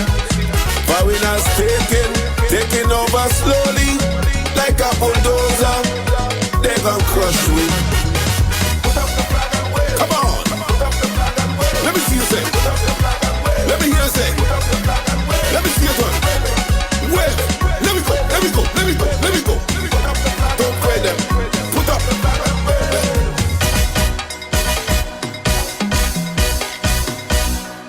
Nice. That's the sound of the man, the mighty Pat. Alien, and that brings me to the end of the program. I'll be dropping some information here for you, and I'll be heading out of here along with my unofficial national anthem of St. Kitts Nevis. You know that by the late great the King Arrow, Arise. So I want to big up Sister Carmen of Carmen Catering Service. She served lunch daily right there across from the ferry terminal there, right across from the entrance to the bus stop. Don't forget to check out Sister Carmen for your catering needs. Her phone number is 869-665-1494. That's 869-665-1494. That's Carmen Catering Services. So don't forget to check her out there, right across from the ferry terminal. And it appears that my boy there, the guys, Small Axe Band, will be doing their Guy Fawkes Night event, street jamming, on Monday, November 6th, from 6 p.m. until. So check my boy there, Gregory and Mr. World, for more information. That the Guy Fawkes session there in Old Road on the 6th, Monday, 6th of November from 6 p.m. Don't forget to check out my boy there, the man, Brother Gregory. Also, this coming Saturday, don't forget to check the Vision for Nevis. The NFN annual brunch will be taking place there at the church there on Castle Avenue. Let me try and find this flyer real quick that I can, St. Andrew's Church there at 781 Castle Hill Avenue, Bronx, New York. Check out the man, Gene Snyder and crew. That's Saturday 4th. That's kicking off from 10 a.m. to 1 p.m. For tickets, you can contact Keith at 718-415-3036, Vilena 347-249-1351, Birdman 646-334-3167, Gene Sider 917-939-9943, and Sister Twiller 718-938-5911. So you can check out this situation there at 789 Castle Avenue. That's the Vision for Nevis. I also have to give you the number here for my girl Hazel. Hazel is also one of the members of that organization, one of the hardest working members there, as a matter of fact. Support Everything Nevis. And his number is 917-569-1842. That's 917-569-1842. That's this coming Saturday. Support the businesses that support you. I also want to big up my boy there, the man Brother Powell at the Island Purified Water there in Newton Ground, St. Kitts. I want to thank Brother Powell for keeping DJ Morrishaw hydrated while in the Federation. He have always been a strong supporter of DJ Morrishaw. And from school days coming up, we call him Scatter. but he ain't scattering anything these days. He's getting up there in age like myself, so we call him Mr. Powell. I also want to big up Sister Gloria Hutchinson there over at the Smart Fit. Remember, there's two clothing store, one on Cairn Street, right off 4th Street, and the main building, the main store is there at the old Simaco building next to Skelec and Central Street. Just tell Gloria that DJ Morrishaw sent you. I want to touch my cousins there in the Anguilla area, Sister Casilla, and my girl there, Stacy Bernier Richardson. My favorite cousin there, Natalie Carty in St. Thomas. I want to big you up. How is Caroline doing? My cousin there, Kent Bernier, Sister Pam, how you doing? My brother there, Carl Morris in St. Thomas. Sister Valencia Morris, how you doing? Good evening. The man, Avon Brown, aka the Sour, Patsy Brown, Ma and Ralph. Hope you guys are doing well. Sister Etlin Blyden, Etlin Cannoneer, good evening, hope all is well. I want to touch my uncle there, Eustace Hutchinson there in the St. Croix area. Also want to big up my boy there, Jerome Vanterpool, aka the King Ranger over there in the UK. My cousin there, Jerry Hutchinson, Jennifer, Yvonne, Millie, Sandra, hope all is well with you guys, Sylvia. The man Clive, Janet, hope all is well with you all, Sister Charlene. Hope all is well with you guys. I want to go across to Nevis there, big up my boy Astro. Hope all is well with you as well. The man Abanati Liburd, the man DJ Rani Rascal and crew, the man GQEK, Curtis Cook, my boy DJ Rabuka. Hope all is well, you my brother. Picking up the man Dwyer Astafan, Sam Kanda, Larry Vaughan, Dr. Martin, Ira McMahon, Talk Puppy, the Big Lights, the Douglas Watley, and crew, the man, the Big JL, HE, Sister Marcella Liburd, Governor, hope all is well, the Aston Williams there, the Dancing Commissioner, Sister Laura, don't forget to touch Laura there at a clothing store in the TDC Mall, right, and 4th Street, Sister Jasmine there, right there, you can get your clothing there as well. Want to big up the man Giza, the barbecue king right there at the ferry terminal entrance. Just tell Giza DJ Morrishaw sent you. Your barbecue pigtail, your barbecue, everything, you can get it right there. Want to big up the man Shango. My cousin there, Sister Juliet Hanna. Want to big up Juliet Keynes. Kelvin Hanley, hope all is well with you guys.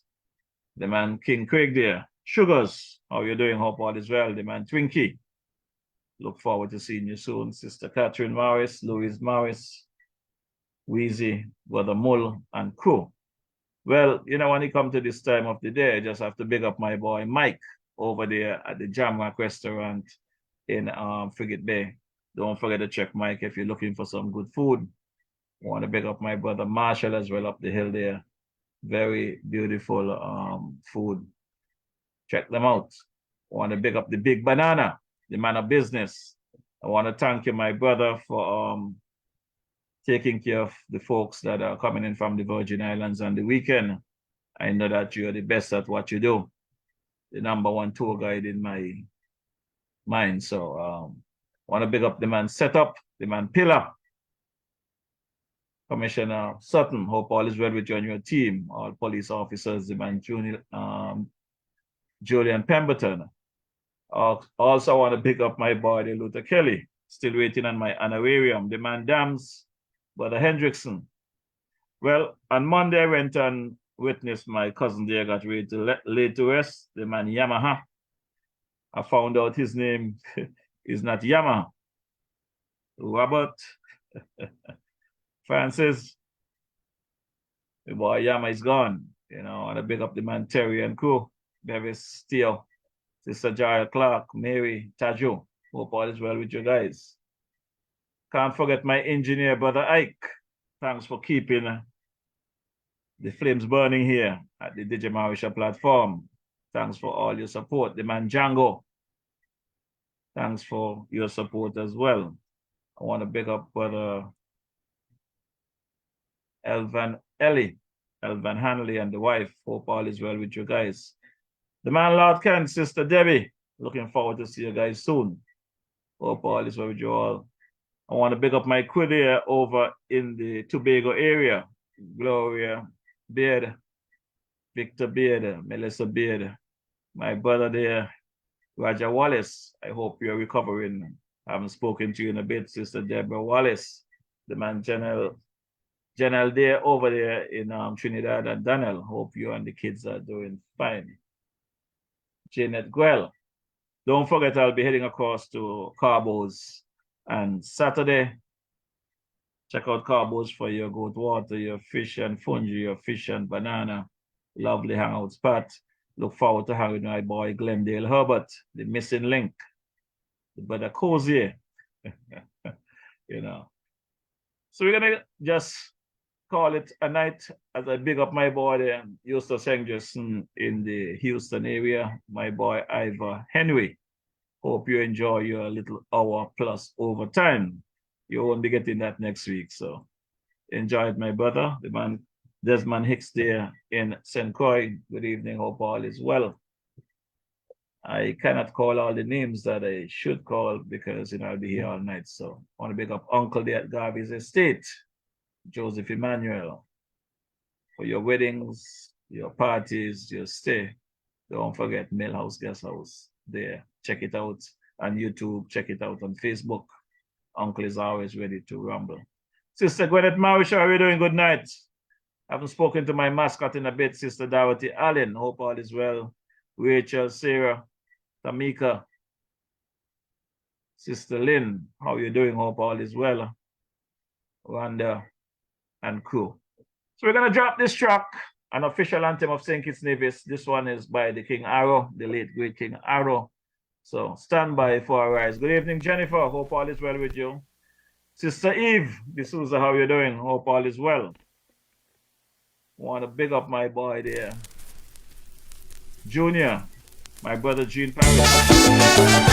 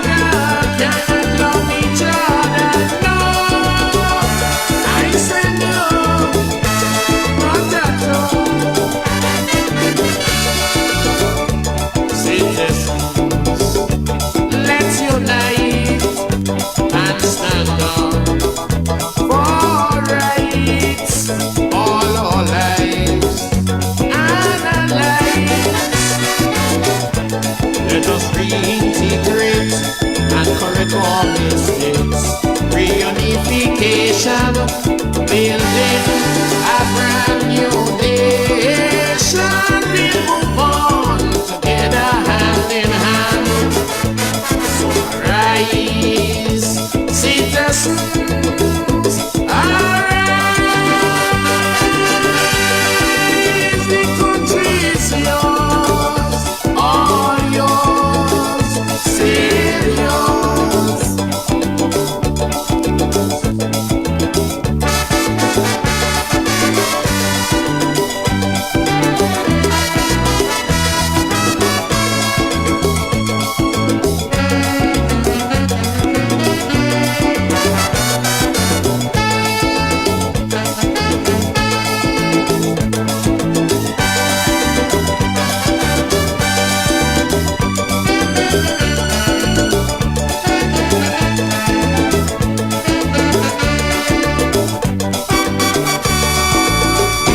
Yes, that's the sound of the late great King Arrow. That song was backed up, arranged and backed up by the man King Elimat and the Jazz Brass. That's when Elimat was in his prime. Once a good evening to Sister Lioness Charles, Sister Celine Tobias. Hope all is well with you guys.